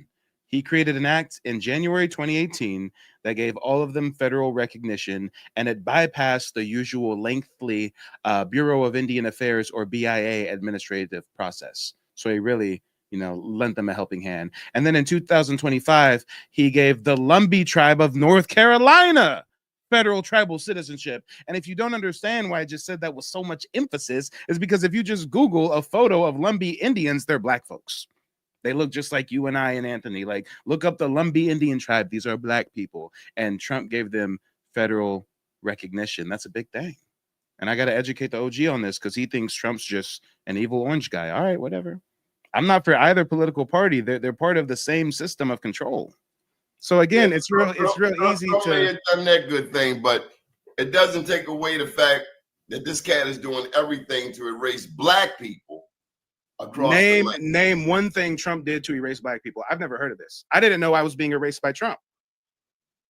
Black people are facing madness with this fool every day. I live over here in Baltimore, 45 minutes down the road. I'm a black person. Listen, 45 minutes down the road, this man has an entire city on pins and needles over some dumb sugar, honey, and iced tea. He got the net. And he has said nothing. OG did not say a goddamn thing. You're right, Anthony. I'm all about specifics. I said, name one way that Trump is erasing black people. And he says, well, in my neighborhood, down the street, around the corner, Trump has people on pins and needles with sugar cane or molasses. I mean, I don't know what weird reference he just gave. I got to run that back. Hold up. Over some dumb sugar, honey, and iced tea. Sugar, honey, and iced tea. I asked him specifically, what did Trump do to erase us? And he's talking about pins and needles and sugar and iced tea. Anthony, what do you think about this? Hey, man, anybody don't waste your time trying to debate in this modern world without facts. That's just what it is. Because, you got to come with the information. I mean, he could have at least tried to make the claim that since Trump's going after DEI, maybe that's harming us. He could talk about how Trump made it to where the military services don't have to play videos about the Tuskegee Airmen. I know more things that Trump has done that could be viewed as erasing us. But the OG, the one who's knowledgeable about all this political shit that he's so emotionally invested in, he can't name a single policy, a single anything. Hey, right? I think letting in endless immigrants, illegally was erasing us. So, we can go point for point all day. But I can also go over on the other side of the fence and find a million things that they've done that they do too. But they're neither side is our friend. They're not our friends. They're trying to kill us. We know that. Come on. You got the National Guard. He sidelined the police chief, bruh. Then slow down. I'm a black American, and I don't feel any pressure from Trump. I'm not giving him any love, but I am going to say I don't think he's harmed my life at all. And I don't think anybody can say what Trump's done to harm them. He's black institutions. He's cutting funding, Head Start. He's cutting money to this network. He's cutting money directly to this network. That affects your network. That doesn't affect all of Black America. That's politics. That's funding. Funding comes, funding goes. Different administrations. So he's mad because Trump's hurting his pockets, basically. So he's upset that he feels that his monetary gain is being diminished under Trump's presidency. If you're selfish, just say so. But don't try to gaslight the rest of Black America into believing that Trump is somehow negatively impacting our lives. We have other things to actually worry about. I think migrants are way higher on the list. Oh, wait, and Trump's getting rid of migrants. Oh, damn. What do you think about this, Anthony? Hey, my life has went on like normal. I don't know about the rest of y'all. A lot of the programs that he cut, we were killing us slowly. So I'm not too mad at that. People are actually still alive. They still eating. They still managing to stay alive since some programs have been cut. And it hasn't affected us as bad as people thought because we weren't benefiting off of it the most. So we all know that. White people are getting fucked up right now more than us by all of this turmoil. But come on, OG is trying to check me because I don't share his sentiment on Donald Trump. Hold now. He's cutting my money. I am black, whatever you want to call it. He a problem. And now I see why you're upset about him, because he's messing up your personal finances. But when we talk about him being this big orange boogeyman, I'm just not seeing it. No, really? Yes, Redbone. Ice Cube met with him in his first term to find solutions for black people. Yeah. So we talk about another historical fact, Ice Cube meeting with him. And I think Ice Cube literally had like a policy for black people. I think it was literally called like something for black people, right? He even talked about how, oh my God, I got to find the clip. Ice Cube even talked about how the policy for black people that he took to Trump included Native Americans. And when he was asked by Roland Martin why it included Native Americans, Ice Cube told Roland Martin, it's because we're Native Americans too. Guys, I wonder if I can find the clip real quick. I wonder if off the top of my head, I can just source that. Damn, as soon as I say Trump met with Ice Cube, this motherfucker waves his hand at me like I'm a dog or something. If you don't put your hand down, oh head. Who does he have his hand up at right now? Oh Lord. I'm gonna try to take it easy on him. They know not what they do, guys. They know not what they do. Let me see if I can find this clip. Let me see. Ice Cube. Here we go. Here we go. Here we go. Here we go. Check this out, y'all. Check this out. These fools got me mad. He's waving his hand. Not like he's dismissing me. He's literally trying to dismiss me with his hand. So dismissive of him to put his hand up like that when I simply mentioned that Ice Cube met with Trump with a plan specifically for black people, tied in Native Americans. And when he was asked why he included Native Americans, he said verbatim, it's because we are Native Americans. I mean, guys, I'm the king of receipts. Here's the receipt. We've had, a lot of proof that, some of us started here in this land. Everybody wasn't brought over from Africa.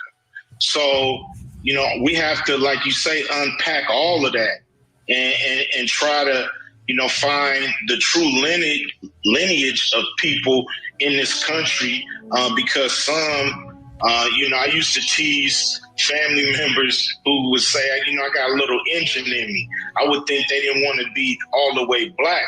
But when I really do the research, a lot of them did have a little Indian in them. So, it's one of those things where, we want to be counted on all levels, not just, through slave ships. Like I said, we were here before Columbus. So a lot of us. And so we want to make sure that's included. And he wanted to make sure that was included in the package that he presented to Donald Trump. But old head is going to wave his hand as soon as we mention Ice Cube meeting with Donald Trump. What do you have to say about this, Anthony? Did you know that this was part of Ice Cube's plan? Yeah. Nice. And hey, at the time, really, I mean, you can't be mad at Ice Cube for that, because we don't have no leadership in the government that was going to do anything for us, clearly.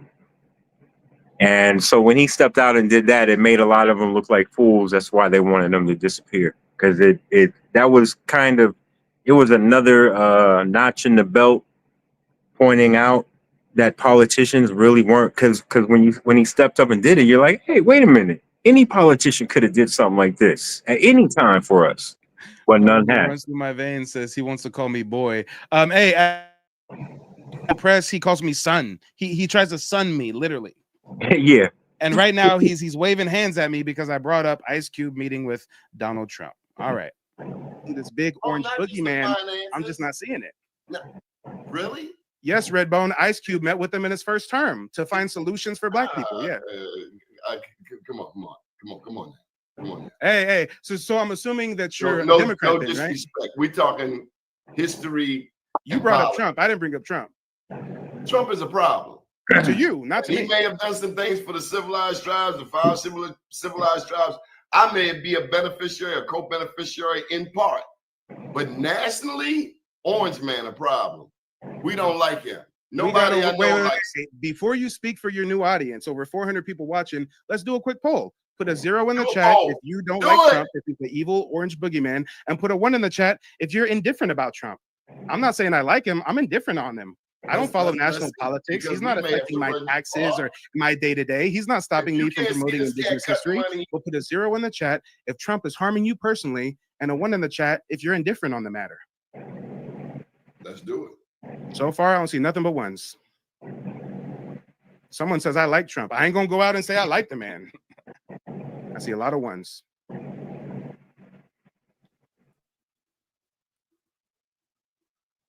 Not a single 0. Wait. I've got one person, Tekken, put a 1 and a 0. But other than that, they're all 1s. Oh, wait. Peppa says he's a devil. So I'm going to count that as a 0. Lou is also given a 0. All right. You don't need a 1 or a 0. And let me tell you. And wait. So first it was, yeah, do a poll. Let's do a poll. And as soon as he's losing in the poll, oh, you don't need 1s or 0s. Right, Anthony? Yeah. Man, everybody else is giving, huh? Trump is deconstructing the government for us. It's not like he's helping us on purpose, but he's, first off, it's like a kitchen. You know, when the lights out, all the roaches come out. So we get to see all these supremacists that was hiding out.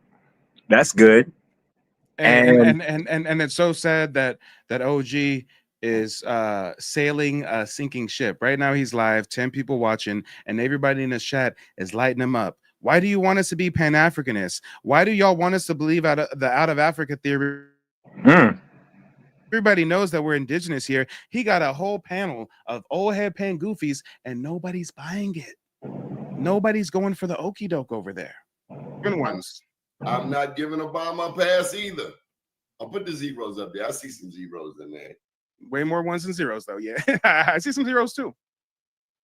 Equator, you can't vote twice. You can't vote twice, Equator. and again, in the realm of politics, you have to think about what impacts you the most personally. Me personally, I think the biggest detriment to our community is not Donald Trump's policies limiting affirmative action or whatever. I think the biggest detriment to the Black community has been the migrants that have been pushed into our communities. I got callers from the East Coast telling me that their kids' elementary school shut down the gymnasium. They can't do sports no more because their school gym was converted into a migrant shelter. So I think in 2025, I think from 2022 to 2025, it's migrants. In my city, a majority Black city, what we see are white addicts slumming in the Black community. And nobody's. What does that have to do with anything we're talking about? I'm letting him know, hey, I'm personally thinking we're more so affected by migrants. Now he's deflecting to there's white people who are drug addicts slumming in Black communities. There's way more migrants in Black communities than there are white people slumming it. Anthony, are you surprised by this rhetoric at all? That threw me off. It was like a left curve. I was like, huh? I keep hitting him with facts. I keep hitting him with facts, and he tries to throw some. Look over there, real quick. Yeah. He says a word. Coming up to our cars. This is the East Coast city. We have seen an unprecedented pandemic of non-Black addicts in the Black community, and nobody says a word. And you think Trump is behind the white drug addicts in your city? This is way beyond Trump. The fentanyl come from China. We know where the fentanyl come from. Everybody knows 90% of the world's fentanyl comes straight out of China. My point is the way America deals with it. See, when there were Black addicts slumming across the place, they said, oh, just say no. Just say no. So the language, just like in your civilized tribe discussions, the language changes when it comes to people of color versus people of the other persuasion. And Democrats and Republicans, it's the same damn thing. It's one and the same.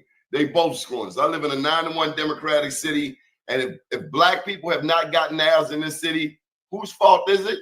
Democrats. That's why I don't rock with any of them. Two birds of the same, two feathers of the same bird. And shout out to Miss Turner. Miss Turner says, as a descendant of Nat Turner, Mr. Mike, I would like to set up a consultation with you. I've been working on my ancestry and family tree since my father, Nathaniel Alexander Turner, passed. Well, Miss Turner, if you need guidance, just go to nativeblackancestry.com. You can pull up a calendar with my schedule, and you can choose a day and time that works best for you. Thank you for reaching out. How many people know who Nat Turner was? I think a lot of us know about Nat Turner. A lot of people don't know. Nat Turner was a freedom fighter. I don't want to assume anything on here. Hopefully, every Black American knows who Nat Turner is. Hopefully. And that there were many Nat Turners, including the ones who didn't get that far, like Denmark Vesey. They built the Citadel down in South Carolina because of Denmark Vesey. And Biden wasn't our damn friend. I knew he was a slave owner. Mm-hmm. That's Neither one of them have our back. It's all a game. And yeah, you gotta stay on them both to make them both act right. So neither one of them get a pass. Orange Man, Trump, Obama, Gaddafi went down on. And again, I'm on his platform to talk about indigenous Black American history, and he's ranting about Democrats and Republicans. I mean, these old heads be emotionally invested in the theater of politics. That's why we can't get nothing done, because you're emotionally pulled 7 different ways every 4 years, and you don't realize it. Obama, the sovereign head of Libya, who was forming one currency for Africa. And who took him out? That would have been a game changer. And who took him out? What happened? Educate the people, the full story. American government took him out. French government took him out. Just like more specifically, it was Hillary and Obama. They tried to do Ibrahim Traore in Burkina Faso. They tried to kill him multiple times. That's why he's a hero. And I don't buy that we can't support our brown-skinned brethren. This is where it gets. Oh, this is where a movable force meets an unstoppable object. Come on, guys, come on. Watch this. And let's stop talking about the old man. Let's talk about our brown and brothers and sisters in Africa. So they tried to kill him multiple times. That's why he's a hero. And I don't buy that we can't support our brown-skinned brethren in Africa. I don't buy that part. I ain't buying it. I ain't buying it. To that statement, I would have to ask you, what benefit do you get from that partnership? What benefit do they get from teaming up against us, Mike? Who the fuck are you talking to? Calm your old ass down. Take some Metamucil. Oh, Lord, he is so lucky that I was inebriated and I had a long day. Hindsight is 2020. Who the fuck does he think he's talking to right now? I fed you, old head. You got 30,000 views to your channel in the last 4 days because of me, old head. You had 3,000 subscribers for the last 7 years. I come on your show 2 times. You now got damn near 6,000 subscribers in less than a week. Old head, kiss the fucking ring. Don't bite the hand that feeds you. That's why we can't fuck with these old heads no more. The only hope that I have for our community is that this pan-goofy dogma will die when they do. As fucked up as it sounds, sometimes it takes a generation that promotes a certain ideal to pass away for new ideals to be promoted. Look at how he's getting so animated at me for simply asking, wait, hold on, guys. What did I ask him again? Did I just get out of pocket with him? Did I just disrespect him? Did I just get angry with him? What was the simple fucking question I asked him? I ain't buying it. To that statement, I would have to ask you, what benefit do you get from that partnership? When you ask a Pan-African what they get from partnering with Africans, they get triggered and start ridiculing and getting aggressive with their fellow Black American brother. And start dick riding an African that don't give a damn about them, don't even know they exist. Look at this. Benefit do they get from teaming up against us, Mike? I don't understand. NATO, North Atlantic, the North Atlantic Treaty. Well, hold on. Time. You said that you're open to like having bonds with Africans, and I'm just asking, no question. Already what you get from that? Long before I met you, Mike. Years. Okay, so what have you gotten from that? It's a simple question. Come on. I didn't say I was in it for anything to get out of. We've worked on collaboration. We've collaborated together. So they collaborated with you on projects, but you ain't had no Africans collaborate with your old ass and get you 30,000 views in less than 4 days. You ain't have no Africans collaborate with your ass and get you 3,000 subscribers. Get that from collaborating with the native Black American, and look how he disrespects me at every turn. And this is supposed to be my second invite for an interview. First, I get blindsided by a Hebrew Israelite Bantu African H1BA haplogroup broad. Then I get blindsided by some Mexican conquistador. Then he gets triggered about Trump. Oh, wait, earlier he got triggered because I acknowledged Marcus Garvey was a scammer. He got triggered because I acknowledged Ice Cube met with Trump. I mean, if old head is so triggered, he's not qualified to be in a position of leadership in our community. Take a seat. Anybody? No, I didn't do business, but I am aware. I'm sorry, Anthony's raising his hand. Go ahead, Anthony. I was gonna say, man, these guys get stuck up on what we at this point consider basic bullshit. You know, if you don't know this preliminary shit, you're still stuck in the matrix, basically. So it's like we always gotta walk them through, you know, with this information, and then they be trying to stab you while you're trying to teach them. I'm literally feeding you, and you're trying to bite my fingers off. Why? I guess I guess I'll just not feed you no more. I guess I'll just not go on your show, and you'll just fade into obscurity. Because guys, he's live right now, and this is the peak. This is the most viewers he's had tonight. 18 viewers. And everybody in the comment section is against him and his Pan-African ideals that he's promoting on his platform right now. Let's talk about it, y'all. Let's talk about it. One last thing. How are these guys missing the tides changing so hard? I mean, the change is so massive. It's like you could talk about FBA with your grandmother now, and you couldn't do that 2 years ago. So how are these guys missing the changing tides in our community, It's not just us. Because clearly they're focused on their sponsorship and their monetization more so than they're focused on our community. But they ain't getting no money. Exactly. He's not getting no money. He told me in this live stream a couple times that I have to watch my mouth and stop cussing because it'll mess up him getting ad revenue for his little YouTube channel that doesn't get any views unless I'm on his YouTube channel. So you see how they're so invested over getting peanuts, right? So invested over getting peanuts. And Tyrone says, how old is he? I don't know. I think he's over 70. Balance says, true. OG needs to fall back. Yeah, this is crazy. And guys, behind the scenes, I gave him 2-3 hours of free game over the phone, teaching him all about our indigenous heritage. Each one of these times I went on the show and he got 10, 20,000 views and shit is because I crafted the thumbnails for him. I crafted the titles. I did the SEO. I gave you some of my magic. I gave you some of my Indian magic, and look at how you act. Ungrateful. He seemed to have the right attitude the first episode.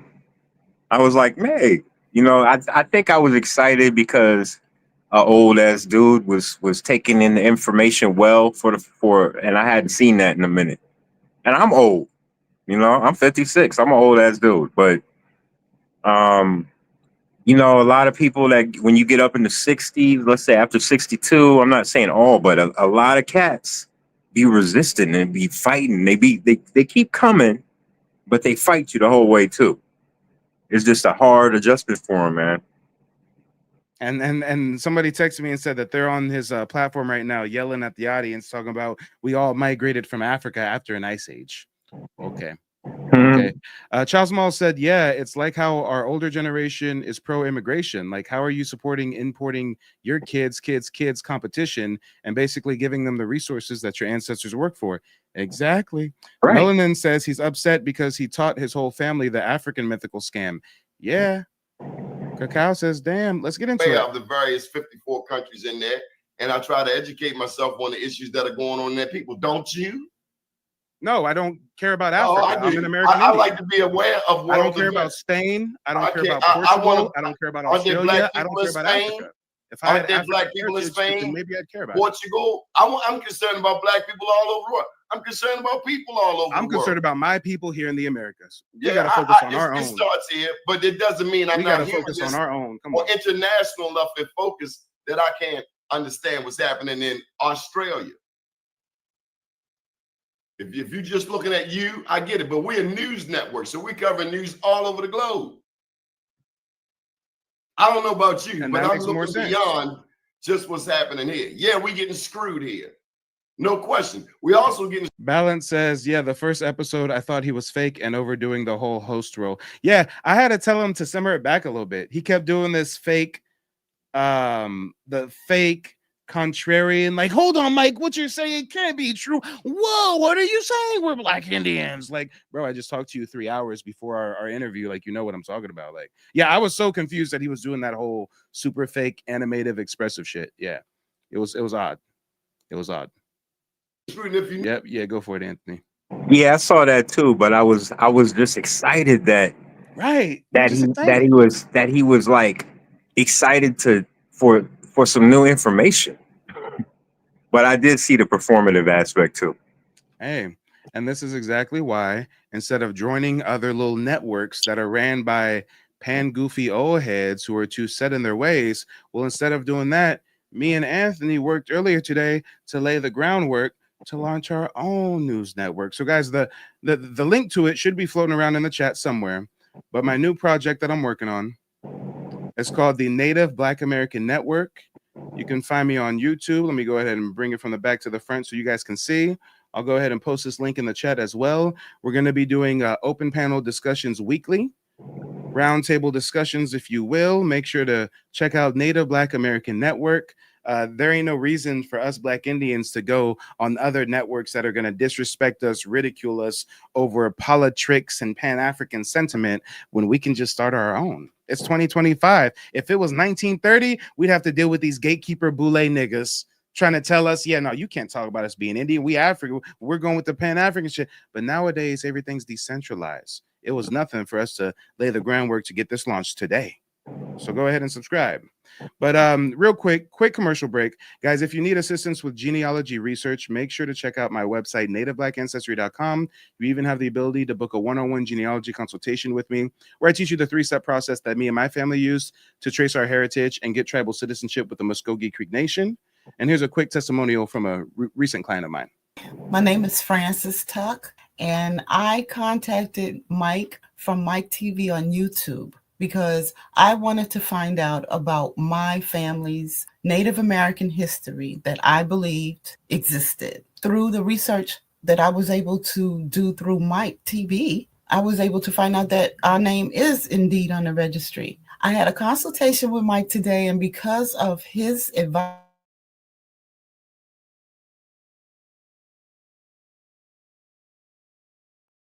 in the Native American History Database. Thank you, Mike. Let's talk about it, y'all. Real people, real results. Make sure to ancestry.com if you need assistance with genealogy research. And let's get back to this weird ass conversation with this old head that I spent like damn near 10 hours last week educating for free. Damn, I should have charged him, y'all. I should have charged him the price of a consultation at bare minimum, giving him all this free game for him to what? Spit in my face because he's triggered, because he's upset, because all his life he's been living a lie? Notice the culprits are the same. It's the same actors. When you look at the North Atlantic Treaty, the European nations that are in alignment, that's the global North versus the global South. Are you familiar with that discussion? The global North versus the global South. Yeah, it's essentially white versus black. Essentially, the European nations. I don't think it's white versus black. The global South, let me educate you. The global South includes Asia, Africa, South America. Global South, below longitude, generally speaking. North Atlantic, your European nations. The ones that team up, like when Israel moves, the US moves, the UK moves. They move in sync. So yes, from a military standpoint, had the indigenous peoples had tanks and weaponry, these Europeans wouldn't even have come up on the shore. But we didn't have that machinery, that weaponry, the repeat pistols, the repeat guns, the dynamite. We didn't have those things. So we fighting guns with spears. We took a knife to a gunfight. What you expect was going to happen? You're going to get mowed down. Defense rules the world. But when you say it's white versus black, it's essentially the European nations versus the global South, non-white nations. Tell me I'm wrong. I'm not saying you're wrong. I'm saying it's way more nuanced than that. It can't just be black versus white if we got African conquistadors enslaving indigenous people. It can't just be black versus white if we got Africans responsible for the transatlantic slave trade. How could we just say it's black versus white when we got so many Africans partnered with the white? North and the global South. There's certain people that team up together, certain gangs work together, just like in South America, certain peoples work together. You can ignore it. I've never heard You of can this. deny it. That's fine. It doesn't take away. I'm not its denying existence. anything. This is the first time I've heard of a global South. I've heard of Pan-Africanism, but this is a whole new level of Pan-Africanism where we're like, it's not everybody in the Pan-Africanism. global South is one. That's your term. Global South are the black and brown peoples around the world. The global North are your European so-called developed nations, which essentially are ticks sucking the blood and resources out of the global South, whether it's labor, whether. Hold on, somebody just told me to go over to Donnie's stream right now. Oh yeah, okay. So Donnie is in his chat right now. Somebody went to his chat and said, Donnie, Mike's talking greasy about you. So Donnie says he was invited to the show. So let me type in real quick. Yes, I was invited, and I rejected your offer due to your lack of decorum. You can click the link and call into my show, Donnie.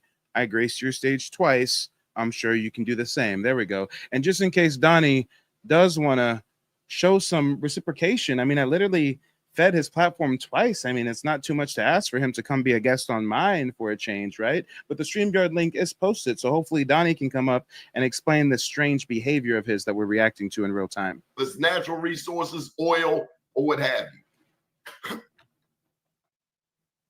And you think Africans on the continent of Africa care about Black Americans or a global South?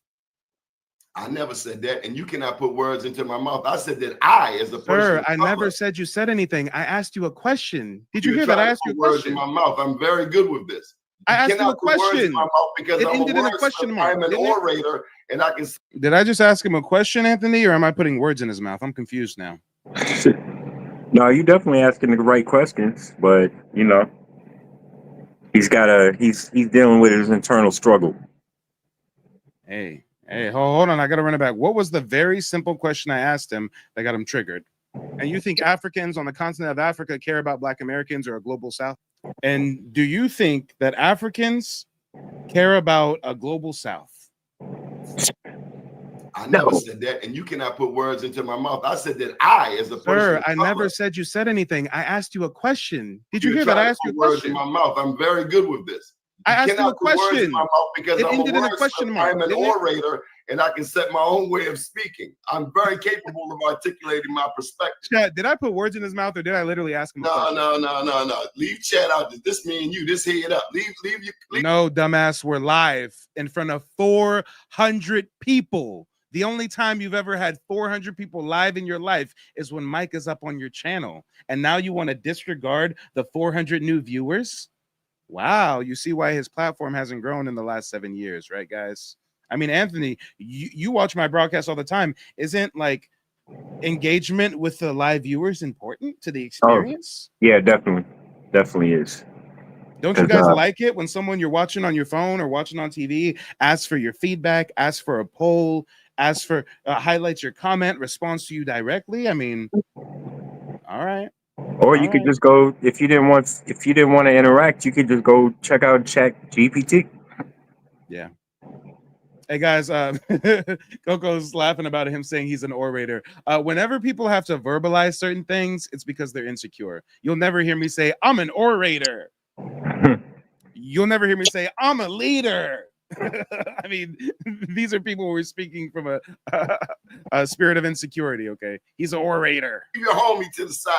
Then we're Leave both your grown homegirl men, to the and you side. know that I just asked you a question. I didn't make a statement. And that's where I had to chin check his ass. I'm still being respectful because he's a lost OG Pan-Africanist, but that's where you see me lean in and say we are grown-ass men. You know damn well I just asked you a question. I don't know why he's trying to get all theatrical and shit. Very capable of articulating my perspective. Chat, did I put words in his mouth or did I literally ask him a question? No. Leave chat out. This me and you. This head up. Leave your homie to the side. Then we're Leave both your grown homegirl men, to the and side. you know that I just asked you a question. I didn't make a statement. I said, do you think you Africans in liken me to Africa the care about Black Pan-Africanists. Americans? And you didn't give a concrete answer. You liken me, attempted to associate me with the Pan-African. You're even worse than a Pan-African. You're talking about a global How you South. gonna tell me that words, man? You A just global meet me. You South. don't know me. We're all kinfolk because we're in the South of the world. Mike, What? Mike, I have a right to my opinion. I have a right to my perspective. And there's a reason nobody tunes in to watch your opinion or watch your perspective, Donnie. Your numbers went down, Donnie. You had 18 people watching you. You now got 16 people watching you, Donnie. Nobody's tuning in for your perspective. I am meeting you. You are introducing me to a great wealth of information. At the same time, I can't think for myself. 60 years old, bro. Well, we got an age on him, Anthony. We were wondering how old he is. He's only 4 years older than me. He just looks really bad for his age. I ain't gonna front. I thought he was 70 or something. Donnie, you've lived a hard life, Donnie. All my life. Hey, if all my life I had to fight was a person looking at his boy. I mean, I'm just saying. I'm sorry. I really thought he was at least 70. It's more the attitude than the looks. I'm like, damn. This isn't my first conversation. I just asked you a question. I didn't make a I statement. told you the global north versus the global south. And I asked you if the Africans part of the global south, if you think that they care about this part of the global south, and you couldn't give me an answer. Brother, I'm very capable of giving you an answer. Let me tell you something. Okay. So can I get a yes or no? What's your question? Ask your question. I'll ask it for a fourth time. Do you think that Africans in the continent of Africa, part of this global south, care about Black Americans? I never thought about it. I never cared to think about it. So he's promoting some idea of a global South and Pan-African unity, and he's talking about Ibrahim Traore and his brown and Black brothers and sisters around the world. And when I ask if they care about us, oh, well, I've never thought about it. I don't care about it. I've never even questioned it. Do you see the issue with this pan-goofy ideology, Anthony? Yes, definitely. And whole time, the only reason we talked about Trump is because he mentioned it ranting like a crazy old head. The only reason we're mentioning Africans is because he started ranting about a global South like a crazy pan goofy. I mean, guys, what are we dealing with here? Because I look at those who do. So now that you're thinking about it for the first time, do you think that they care about us or no? That's your thinking. That's not my thinking. So just like you told, what's his name, the Latino kid, that he can't put his thinking on you, you can't possibly think for me. They are literally lighting him up in his own chat. They saying this nigga slow. What are you doing, old head? You crashing out. You can help me, but I in no way know what Africans think. It's critical thought. That's all it is. I don't if you're gonna know. tell me, Mike, I can't answer your question because I never thought that.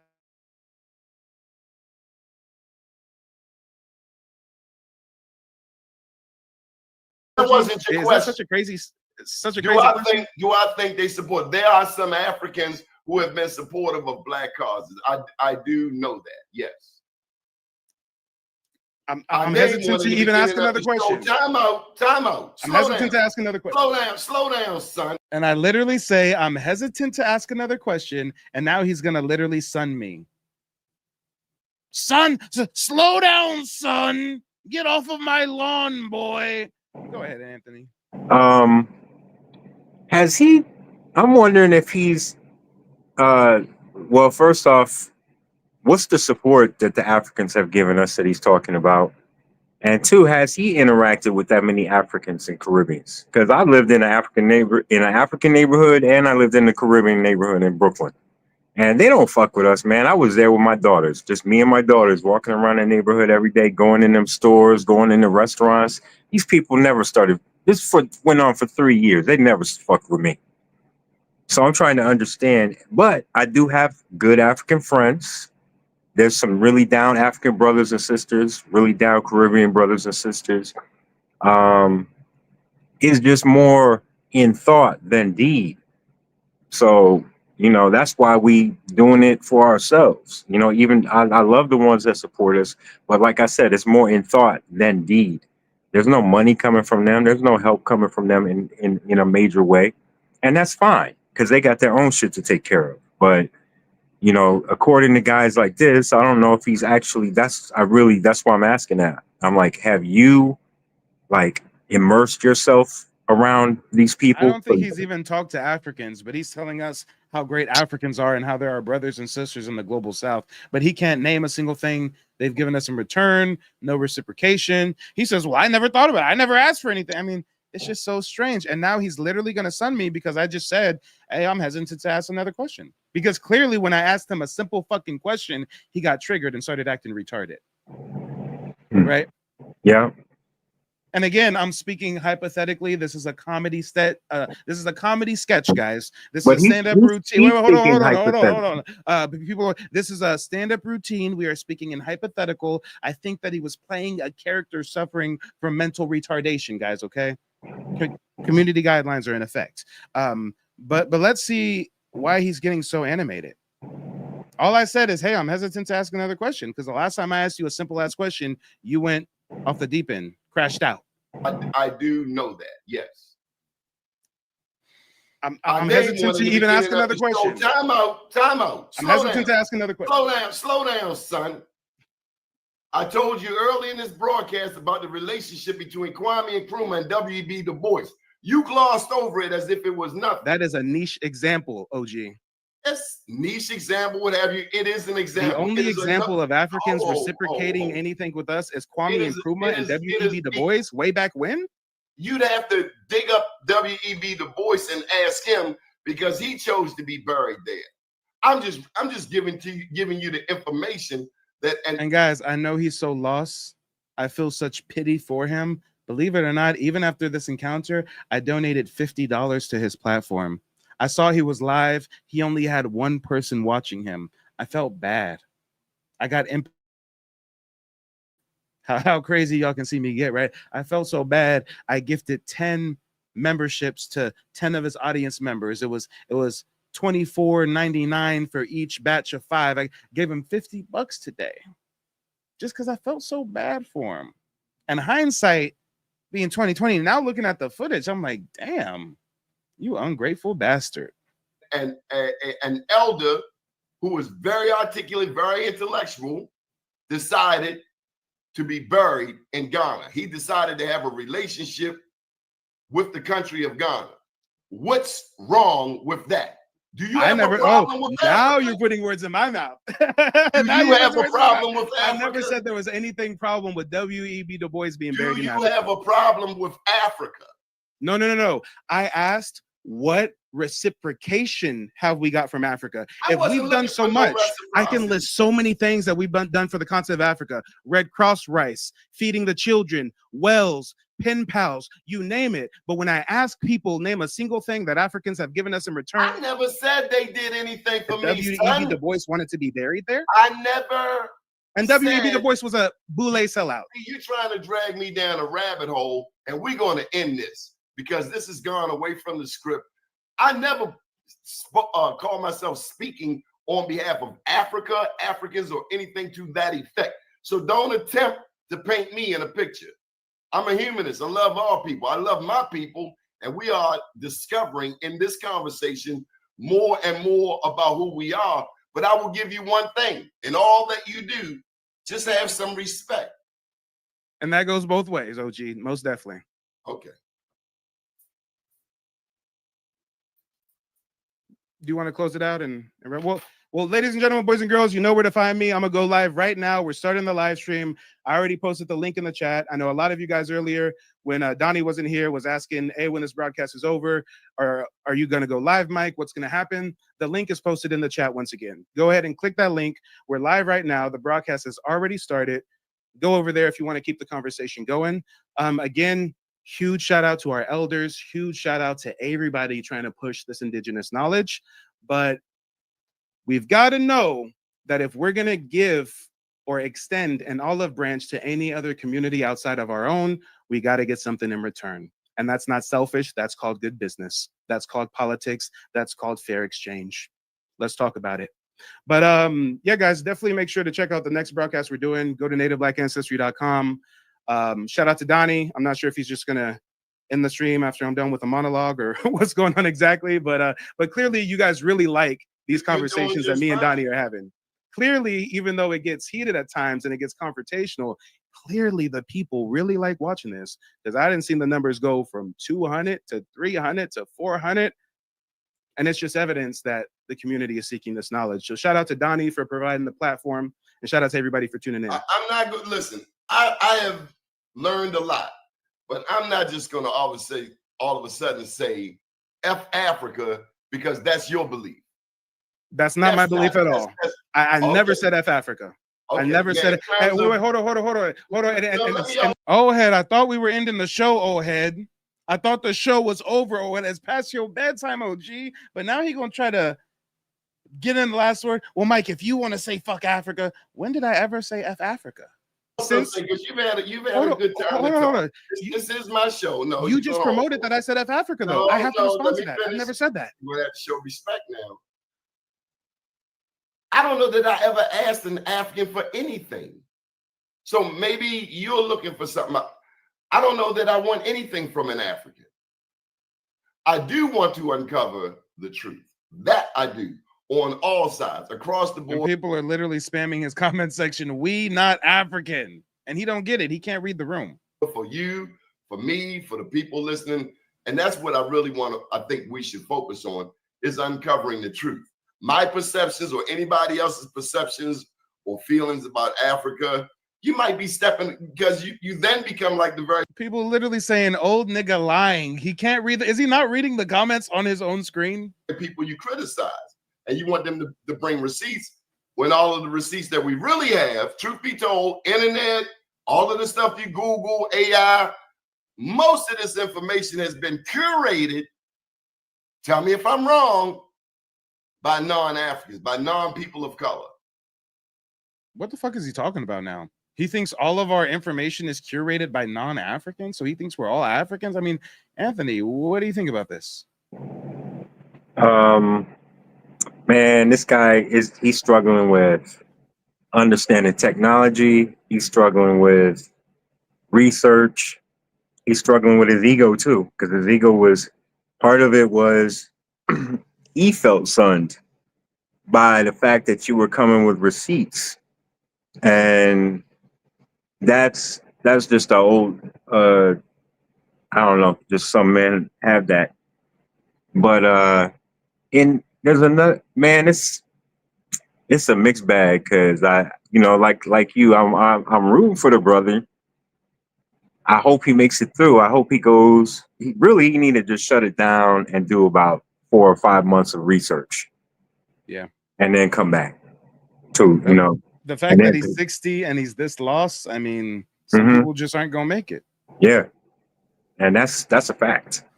And yes, Christopher, all the information that Pan-Africans discuss is rooted in a book written by a white man. Yes. But, that's what I did. I had to, last summer, I realized, I'm like, man, there's a bunch of shit going on that I have no real, I'm like, I don't know I don't understand. I'm like, I'm missing a lot. So I just shut it down and just did research every night. Ever since then, I have never stopped, actually.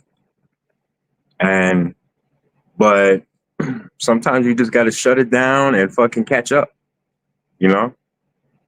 And he definitely has to come to terms with his ego, man. Because I'm like, look, how are you seeking me out, guys? I'm on his platform because he emailed me out the blue, asking me to get interviewed by him. We did an interview. It got 20,000 views. It was pretty good. It was a little weird. He did some strange things, but I was like, all right, I guess we'll do a second one. And this is how the second interview ends. And there's only a few more minutes, so let me just play the last few minutes. Then we're gonna invite some more callers. If anybody wants to call in, give their opinion, the call-in link is in the chat. You're wrong. It's much more nuanced than that. AI has its challenges, as you well know, and we must get better. And what I really like is how you have shown us how to question chat and how to follow up, much like the police do.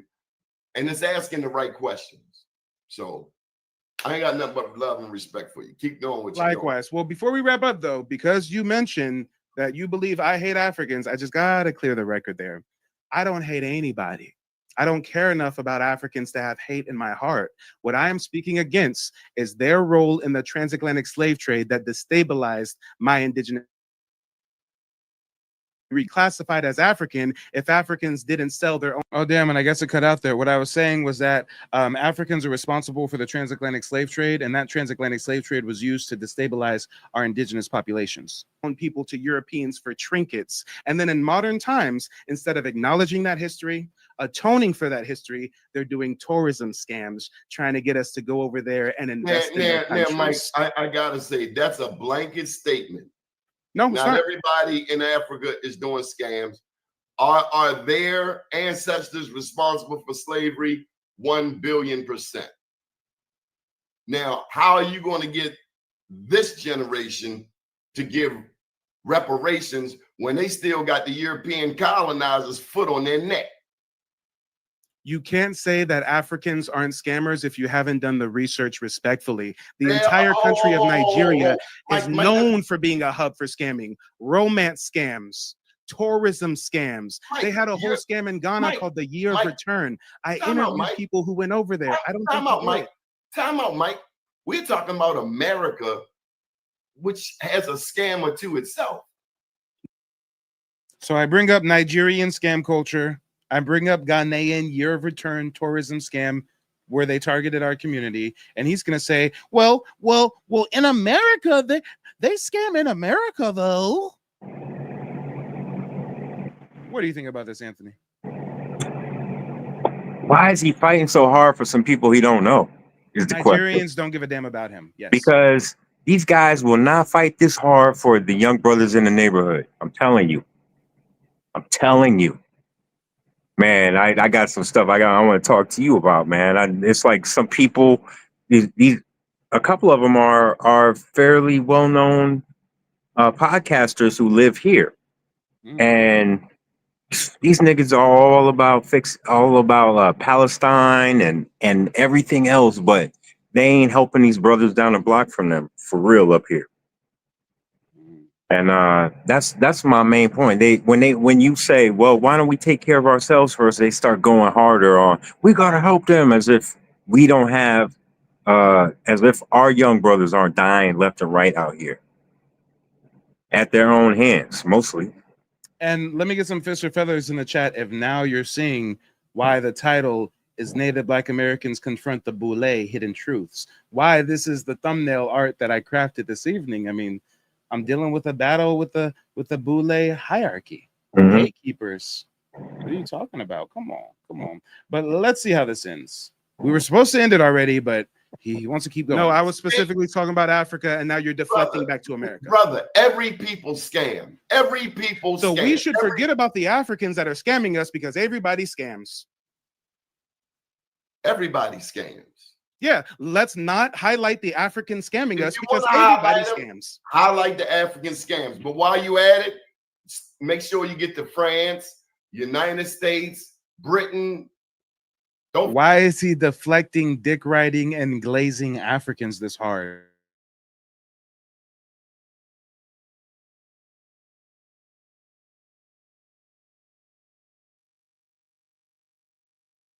Right, guys, Africans have never donated a dime to Donnie's platform.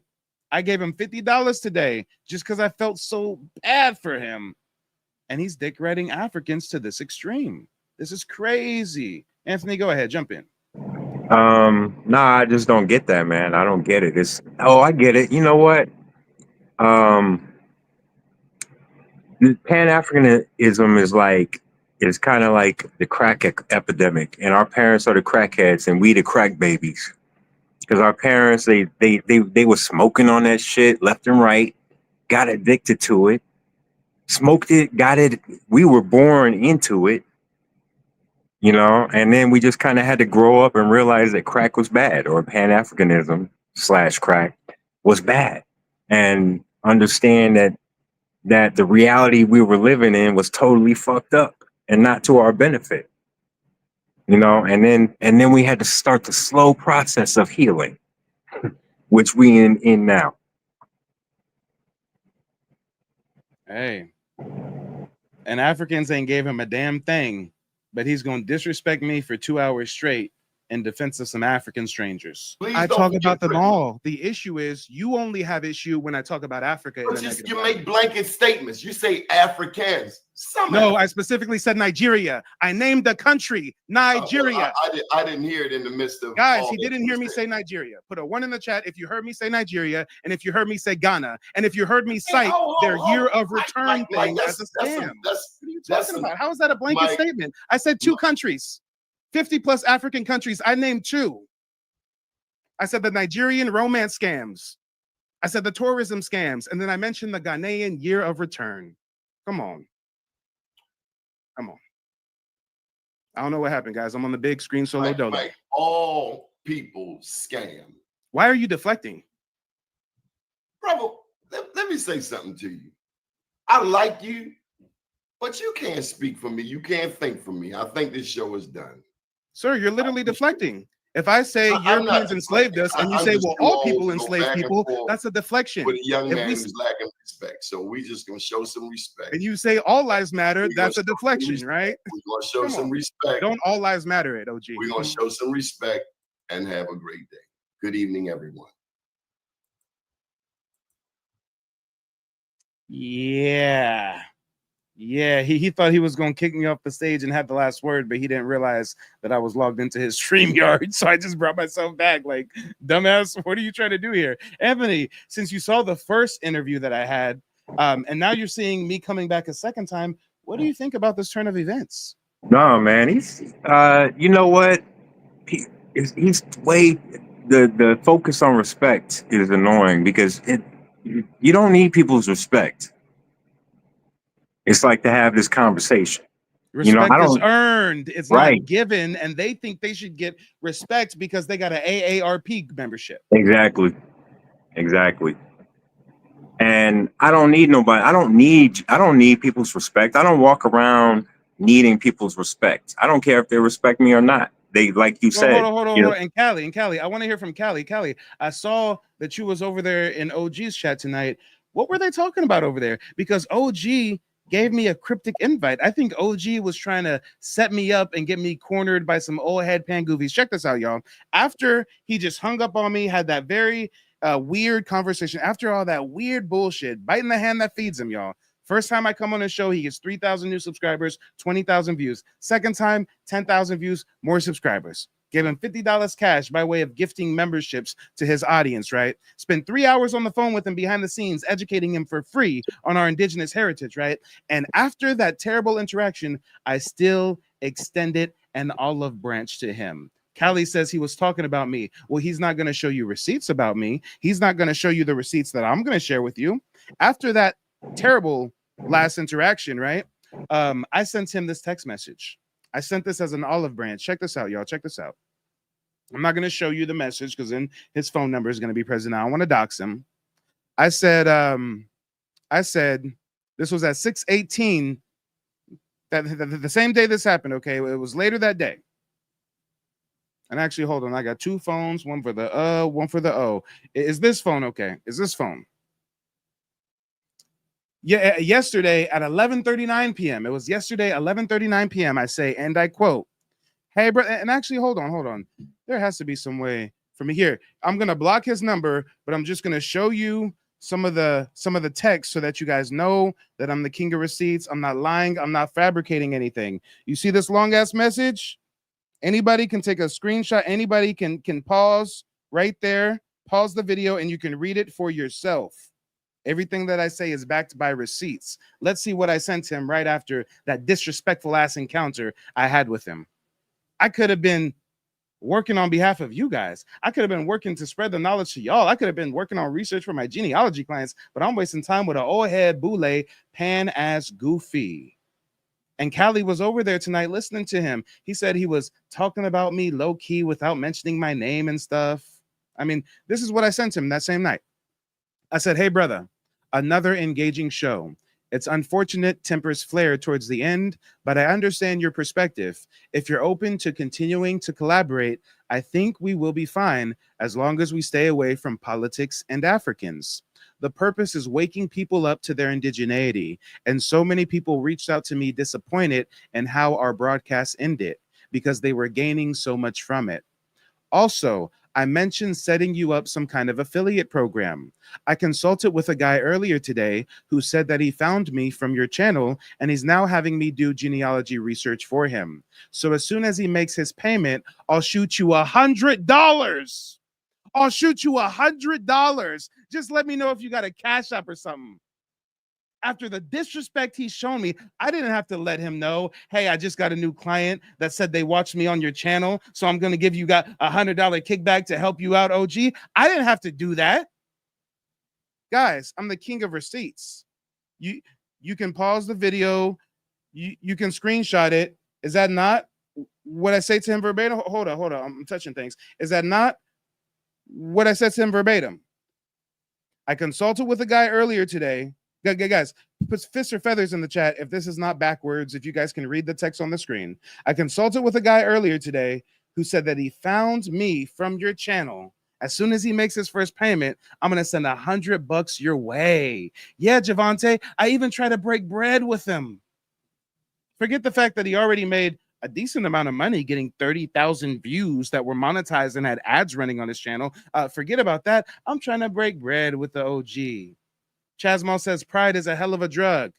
I said, just let me know if you got a Cash App or something, and sent him a thumbs up. I tried to extend an olive branch. Guess what? He ghosts me.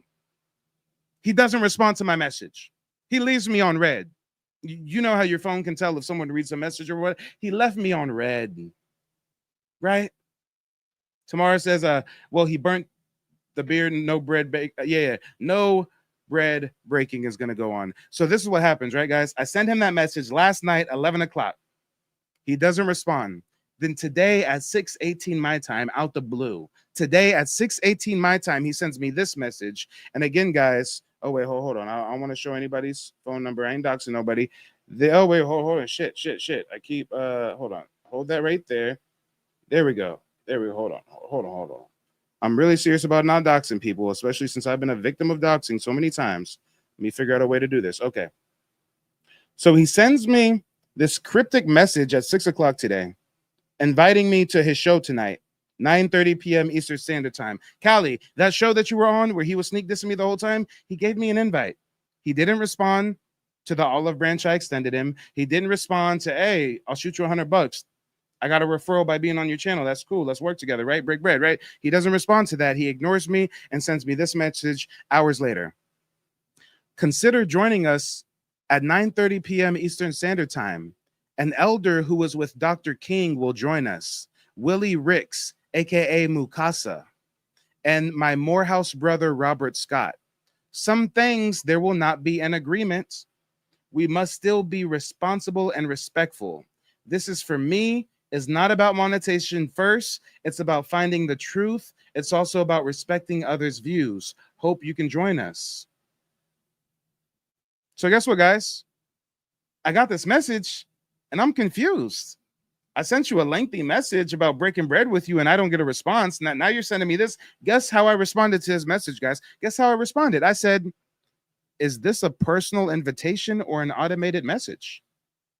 Because I was honestly confused. I mean, if somebody's talking about breaking bread with you and you leave them on red and basically say, fuck you, after already disrespecting them for 2 hours, saying in more ways than one, fuck you, trying to sun someone literally, well, I think, okay, it's cool. I'm going to do my thing. You do yours. Fade into obscurity. So I'm like, oh, I must be like, my phone number must be on a text list or something, right? He must have sent out a mass text. He might send text message, right? So I'm thinking, is this an automated message? What? Balance says OG's trying to tag team. Yeah, he called his Boule brethren to say, hey, I got this guy Mike. I'm gonna invite him on the show, and let's 3-4 of you guys. Yeah, let's ambush him with this Pan-African stuff. He's not really Indian, Forget the fact he's a member of a tribe and descends from Black Creek Town Kings. But guys, I say, is this a personal invitation or an automated message? You know what he says to me? Stop playing. I asked him straight up. You guys notice when I ask him a simple ass question, he gets bent out of shape. I simply asked him, is this a personal invitation or an automated message? He responds to me, stop playing. Willie Ricks, aka Mukasa, is an icon. He has fought imperialism in other countries. He is a certified freedom fighter.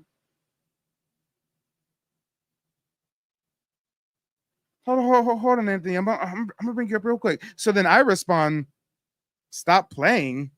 You never responded to my previous message I sent you. I literally asked you a question. Is this an automated message or a personal invite? I did not ask to play. I asked because I'm confused by your behavior.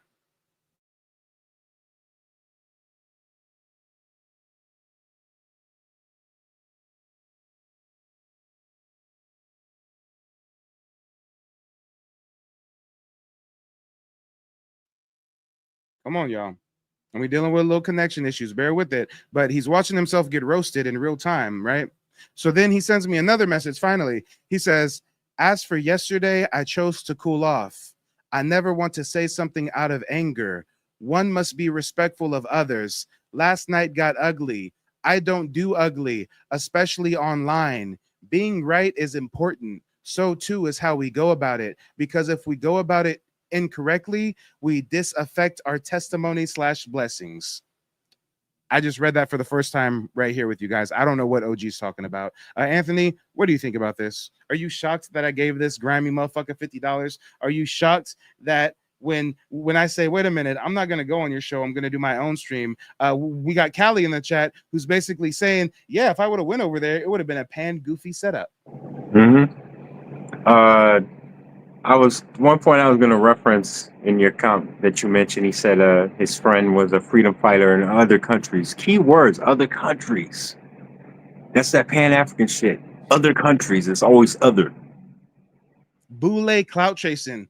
He's legit. He knows Martin Luther King Jr. Clearly, he's not that legit if we know Martin and we don't know him. Clearly, Right. He didn't die for the fucking revolution like Martin did. He lived to old age. Maybe he was a COINTELPRO Negro. Who knows? Which is very possible. Yeah. Oh, and actually, it's funny that I say that because Callie says the old guy Rix was just babbling and was probably a COINTELPRO agent around MLK. Hey, Callie, I'm not sure if you're available to call in, but if you are, please click the link. Please call in because I'd love to hear what you have to say. I think I saw you over there in OG's chat tonight, you know, kind of trying to speak against their Pan-African ideology. And I'm not sure if they ever let you up on that show. I'm not sure if you ever had a chance to speak to him. But yeah, Zulu, he said he was fighting imperialism in other countries. All right. But when, hold on, guys. Let's do a quick audit, if we will, right? Let's do a real brief audit, okay? If we do a super quick audit, just super brief. Let's go ahead and share this by window. Here we go. Here we go. Check this out, y'all. Check this out. He wants to have a Pan-African showdown tonight, right? But check this out. Donnie Glover.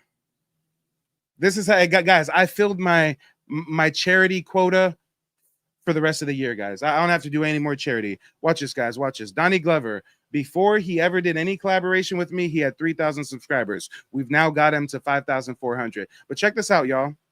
He's been on YouTube for 7 years. 7 years on YouTube. Let's filter it by popular. What are his most popular videos in 7 years? Damn! The interview with me, 20,000 views 4 days ago. And I did his thumbnail. I did the title. I didn't get compensated for any of it. If anything, I lost money wasting time fucking with him.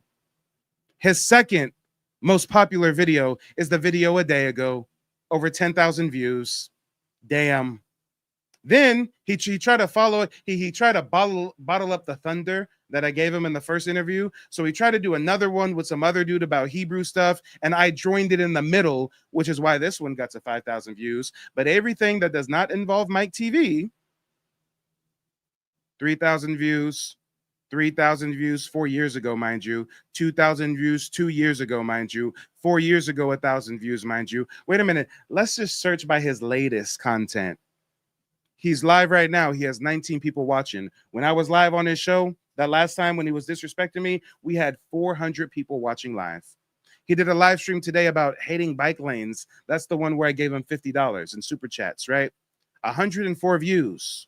The video with me, 10,000 views. A video also with me, 5,000 views. The first video with me, 20,000 views. 5 days ago, 64 views. 6 days ago, 22 views. 7 days ago, 48 views. 10 days ago, 115 views. 11 days ago, 131 views. 12 days ago, 79 views. 13 days ago, 21 views. 13 days ago, 54 views. 2 weeks ago, 17 views. Guys, I'm not showing you this to do big bank, take little bank. I'm not showing you this to be petty. I'm showing you this so you can fully understand how much grace and humility and charity I bestowed upon his platform. But Anthony, what do you think about this now that you know his numbers are so abysmal for years, for damn near a decade before Mike graces his stage. I should have charged him for an interview, damn it. Hey, man. I don't know what's going to happen now. We know exactly what's going to happen now. He's going to fade into obscurity. Yeah, that's true. His new 3,000 subscribers that he got from teaming up with me are not going to watch him. They're already not watching him. Yeah, you're right. Last night when he was with me, he had 400 watching. Now it's 19. I mean, yep. Nah, man. Like I said, he's gonna have to shut it down for a good 2-3 months and figure out what's actually happening in reality, and not the fantasy of the, what do you call it? The global South. Yeah, the global South. And guess what? He is a Boule COINTELPRO Negro, because even behind the scenes, he was talking about his sponsors. During the last time I was on his show, he kept talking about his sponsors. How does a small ass channel with barely 3,000 subscribers at the time, that doesn't even crack 500 views on his live streams, how does he have such financial backing? That's what I was gonna say. Like, what is one of his sponsors he promoted during our last interaction was associated with HBCUs. So now do you see why this is the thumbnail? Yep. Callie says, can he join even though he's on YouTube? Callie, all you got to do is click this link in the chat that I posted. Just click that link. It'll bring you right in. You ain't even got to turn on your camera. Let's talk about it. But yeah, Anthony, now that you got to see the first encounter with him that went pretty well for the most part, and then you see the second one that was derailed, then you realize that I spent hours behind the scenes educating him for free. I spent time creating his thumbnails, creating his titles. I gave him $50 cash by way of membership donations. I gave 30,000 views to his channel, 3,000 new subscribers. Am I a patron saint? Have I deserved to be deified? Can we get a shrine of Mike TV somewhere, guys? Can you guys pray to me 3 times a day or something? I've got to start a cult surrounding the generosity of Mike TV or something. This is crazy. Hey, that was a fast ass crash and burn. Sad though, because he had something. Brother had something. Really, when y'all interact, there was something very, I can't even explain what it was, but it was there clearly. And but I think with him, you know, with a lot of guys and just men in general, a lot of men in general, the fact that he didn't get that shine until he linked with you probably bothered him also. Instead of looking at it like a positive, because it sounded like he was positive in a lot of ways at first, but then it seemed like in the afterthoughts when he would come back with it, then he was like, you know, doubt. And hey man, hold on. Melanin says, am I tripping, or does he have over 7,000 videos? You are not tripping, Melanin. He's been on YouTube for 7+ years, has created over 7,000 videos, and has not cracked over 3,000 subscribers until I come to his platform. 7,000 videos. Nobody's watching you. Nobody's checking for you. You still have financial backing. Yeah. Bacardi says, Mike, I just keep a list on who and who not to fuck with and keep doing you. We are lacking true history. Guys, this was preordained. I'm not upset about this. This was written in the stars. The ancestors wanted this to happen. This gave me proof of concept. This showed me, oh my gosh, I am really being censored on my channel.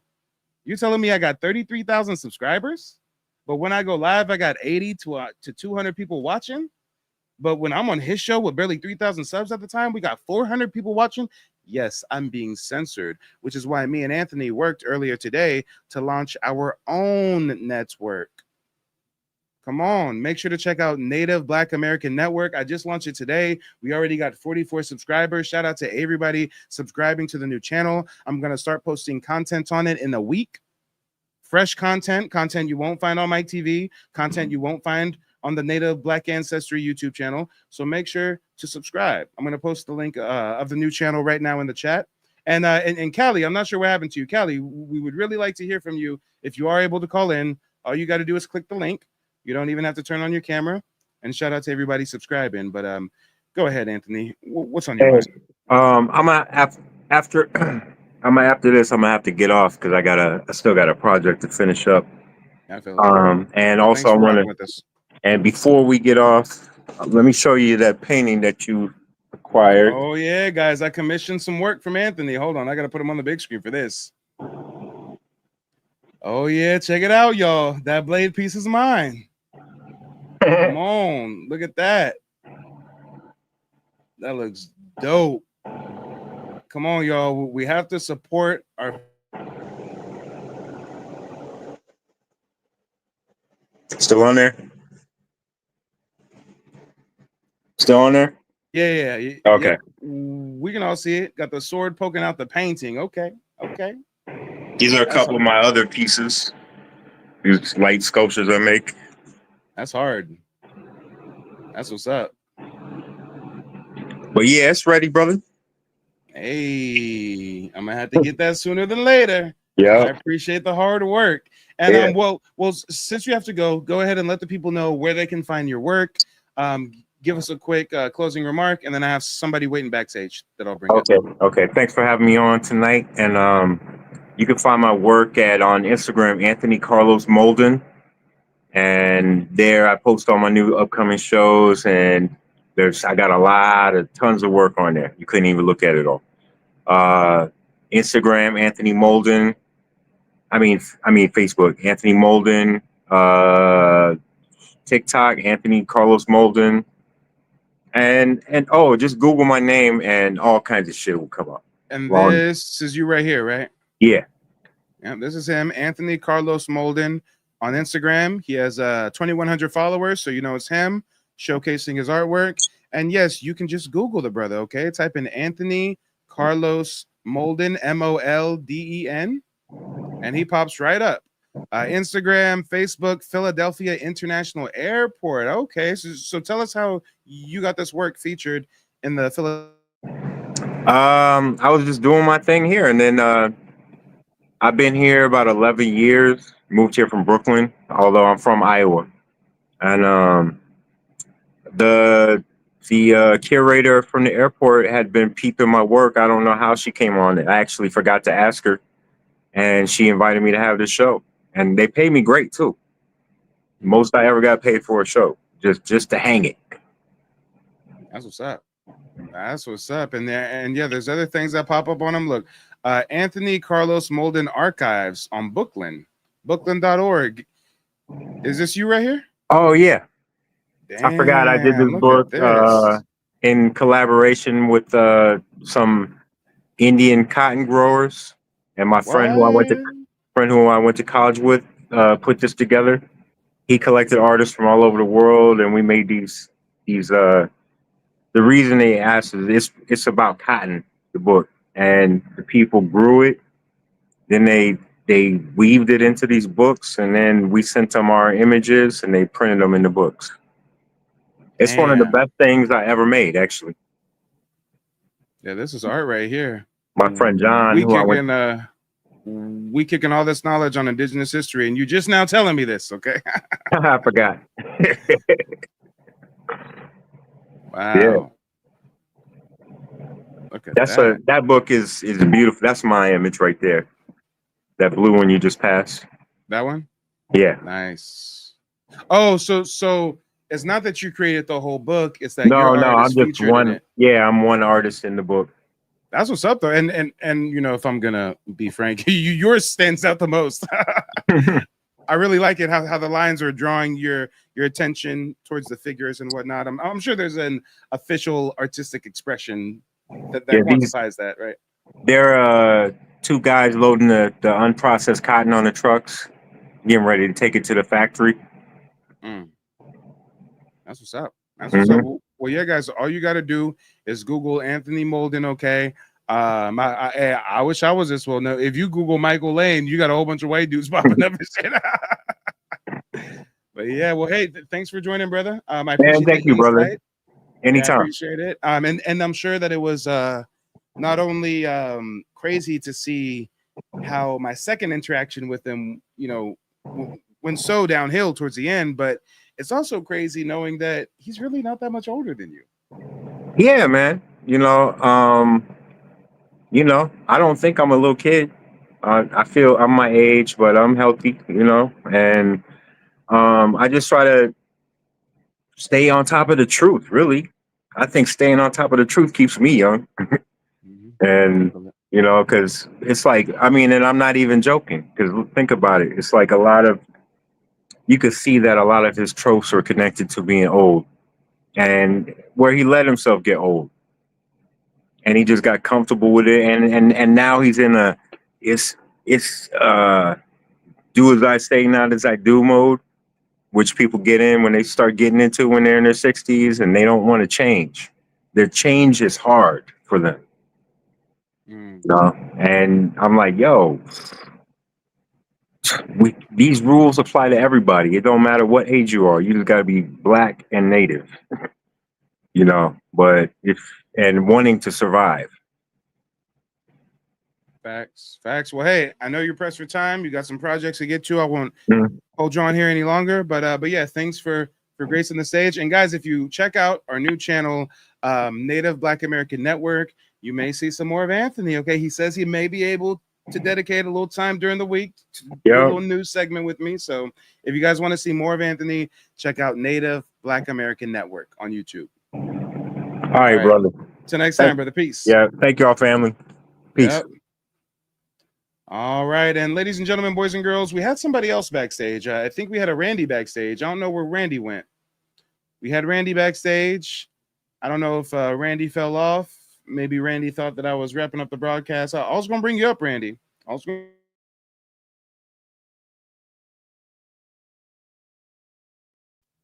Mm-hmm.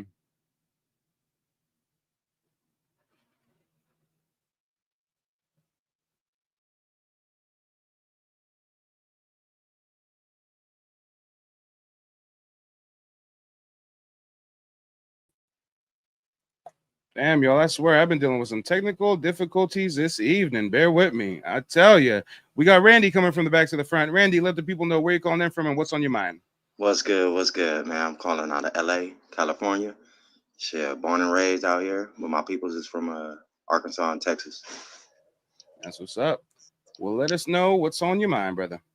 Man, I'm new to your show, but ever since I first heard you on Dion or whatever old boy name is show, I'm rocking with you, man.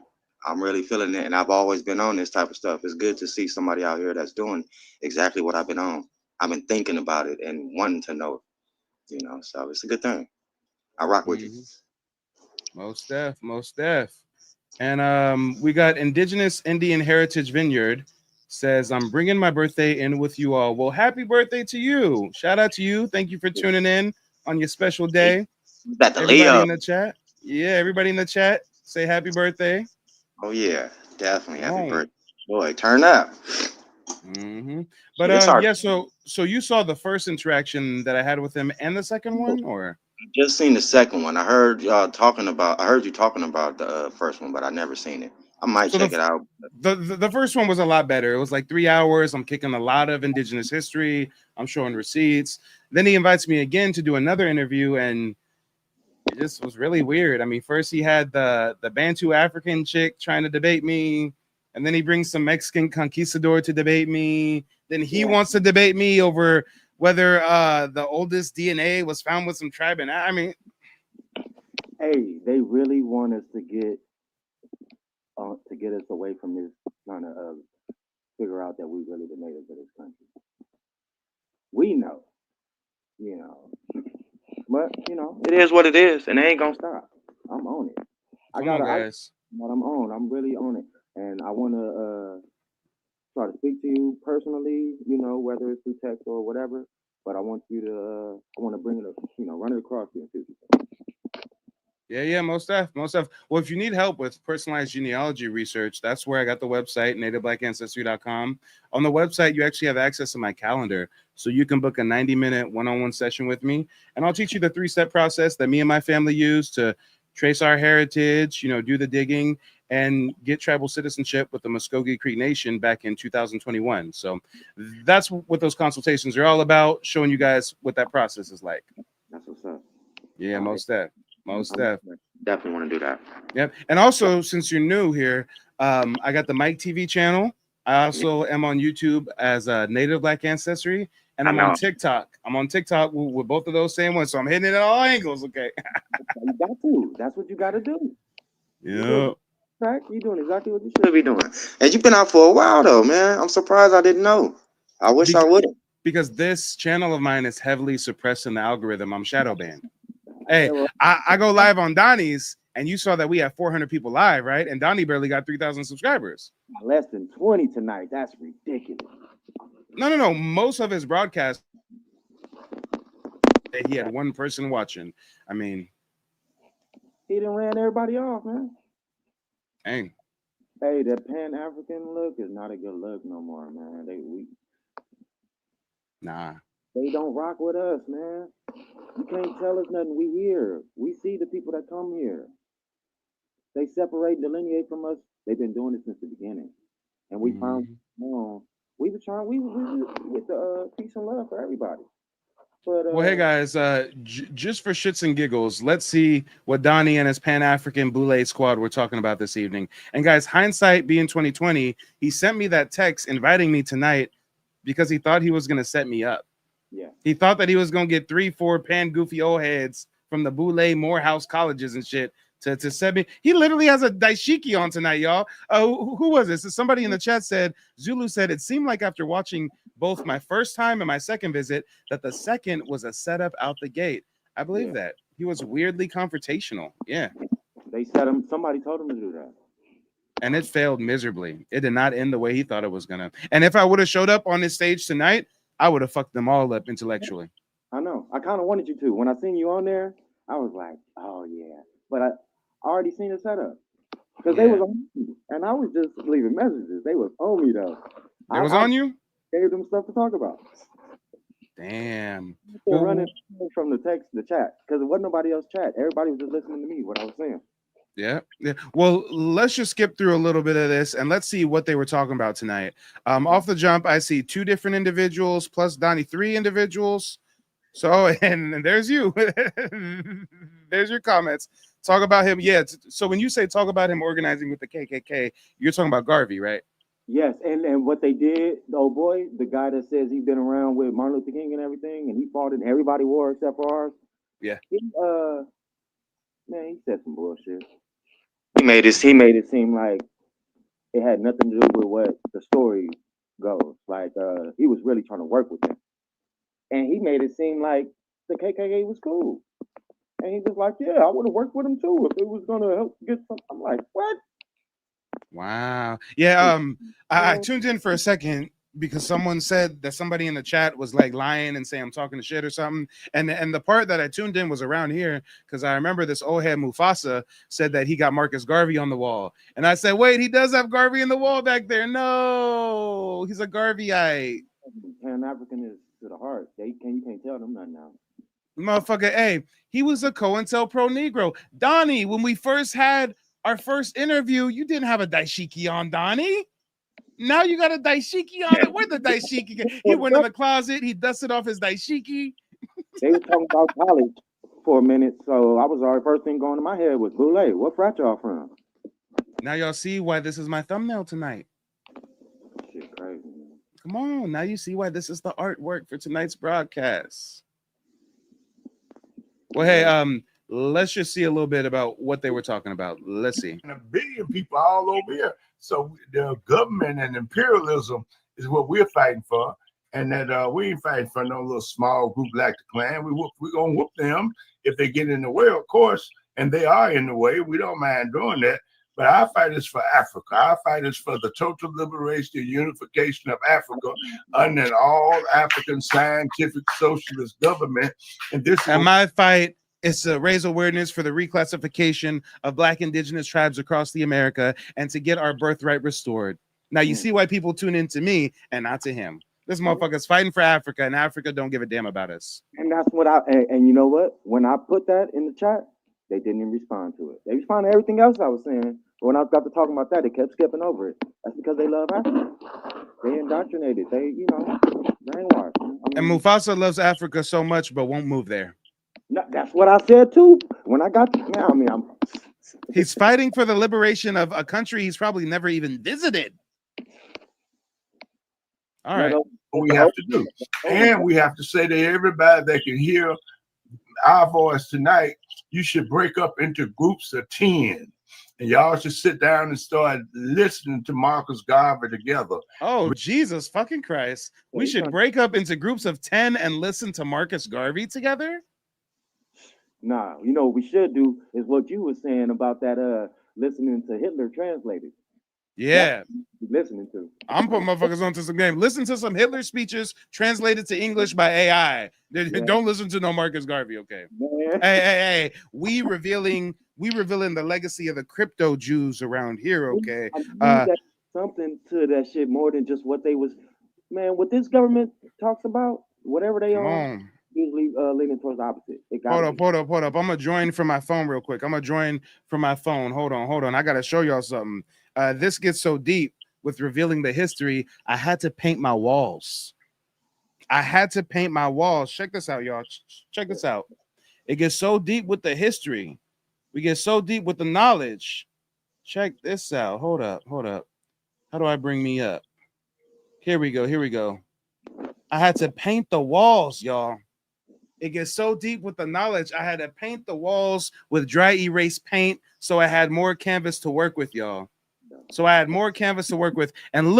look what I started to do over on this wall. Check this out. This is what we're revealing, the hidden history that the Boule will never tell you. This is what they don't want to know. Check this shit out. Watch this. So I've just unmuted myself over here. Hopefully the feedback is not too crazy. Check this out. This is what we're revealing. This is what we're getting into. Guys, let me get some fists and feathers in the chat if you can read this, or is it backwards? Can you read the text, or is it backwards? I need to know. I can't hear our panel member right now because I'm on my phone. I walked away from it.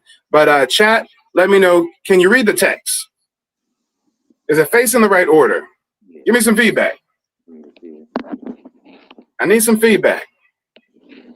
Okay, you guys can read it. Okay, this is what we're revealing. Crypto Jews and how crypto Judaism is linked to the Franciscans and the Vatican and the Ursuline order. The Boule will never teach you these phrases. They'll never teach you the names of our colonizers, of our oppressor. They're going to have you focus on Southern Confederates and shit, right? Franciscans, Vatican, Ursuline order, conquistadors, the Spanish crown, the British crown, the French crown, the banking houses, university and schools. That's where the Boule comes into play. Trade companies. What does it result in? Paper genocide, slave codes, race laws, and the removal and erasure of our indigeneity. Come on. Hey, you know what's funny? They keep changing ChatGPT because ChatGPT be telling the truth about it if you know how to ask the right questions. Come on. But the Boule don't want you to talk about that. The Boule don't want you to know about that. That's because they pay us not to. They part of the group. Come on. They the legs of the table. There's a reason why Donnie and his old Pan-African buddies aren't talking about the Franciscans, the Franciscans or the Ursuline order or the Lords Proprietors or the Merovingians. Oh, they don't want to talk about that shit. Okay. Nothing. We know where their allegiance lies. Come on. Man. Kisha said it's all there. Facts. It's all there right in front of us. Melanin says Africa ain't even trying to unify with each other. What the fuck is he talking about? Exactly. Zulu says, I want to get more into that school and Boule topic. I got to do more info on them. Look it up. Most of the Boule members are half-breeds. White daddy, black Indian mama. What do you think all our politicians, all our so-called black politicians, they are not from America. Mm-hmm. We got to wake up. And don't worry, guys. I'll do more broadcasts in the future about the Boule. There's a lot about the Boule that needs to come to light. A lot. Boys, all our so-called heroes that we were looking up to, we really got to look into their history and find out. We can't go by what they tell us. And you know something strange is going on because the Boule is trying to tell us that we should get into groups of 10 and listen to Marcus Garvey's speeches. The nigga who linked up with the Klan, scammed us, got convicted, sent to prison for 2 years, got deported. And when he got deported from the U.S., he didn't take his ass to Africa. He went to Europe. Jamaica didn't want him. He couldn't go back to Jamaica. After he passed, when he died, they buried him in some national park in Jamaica. But even Jamaica didn't fuck with his own people in Jamaica, didn't rock with him while he was alive. Come on. Yeah. And now you guys see what I'm dealing with. I got the Boule watching me, sending me emails, trying to get me on their show, trying to reel me in. And then on the second interaction is a setup. Mike, the global South, Mike, we're all black and brown African brothers and sisters. Well, what have we gotten from that? What have Africans given us? Oh, no, Mike. Oh. Nothing. You see, when you asked it, he couldn't even answer. Name one thing that they've done for us. They didn't even come back to get us, supposedly. Supposedly, they didn't come back to get us if we was taken from Africa. Why didn't make no effort to come back for us? Come on. Well, before we wrap up this broadcast, go ahead and leave us with some closing remarks. I mean, if you do want to learn a lot of hidden history, I did drop a lot of gems in that first time I was on the show. But guess what? I was broadcasting on his show and mine, so you don't have to go to his platform if you want to see it. All you got to do, here, hold on. Let me share my screen here. Here we go. All you got to do is go to my main channel, Mike TV, go to live, and the first interaction that I did with him is this one right here. Native Black Americans, the history that they... No, this was the second one. This is the first one, 5 days ago. Native Black American uncovers hidden indigenous history. And then this was the second interaction, the one we just reacted to now. So yeah, it's getting deep, y'all. It's getting deep. The Boule really thought that they was going to trip me up. And I really just sent one of their old heads packing. After donating to him in hopes that he doesn't have to become a Walmart greeter. We hope that the Boule money don't run out because he's going to be checking our receipts at Walmart. Everybody hating on Trump, and I'm not a Trump fan. I'm not a Republican or a Democrat.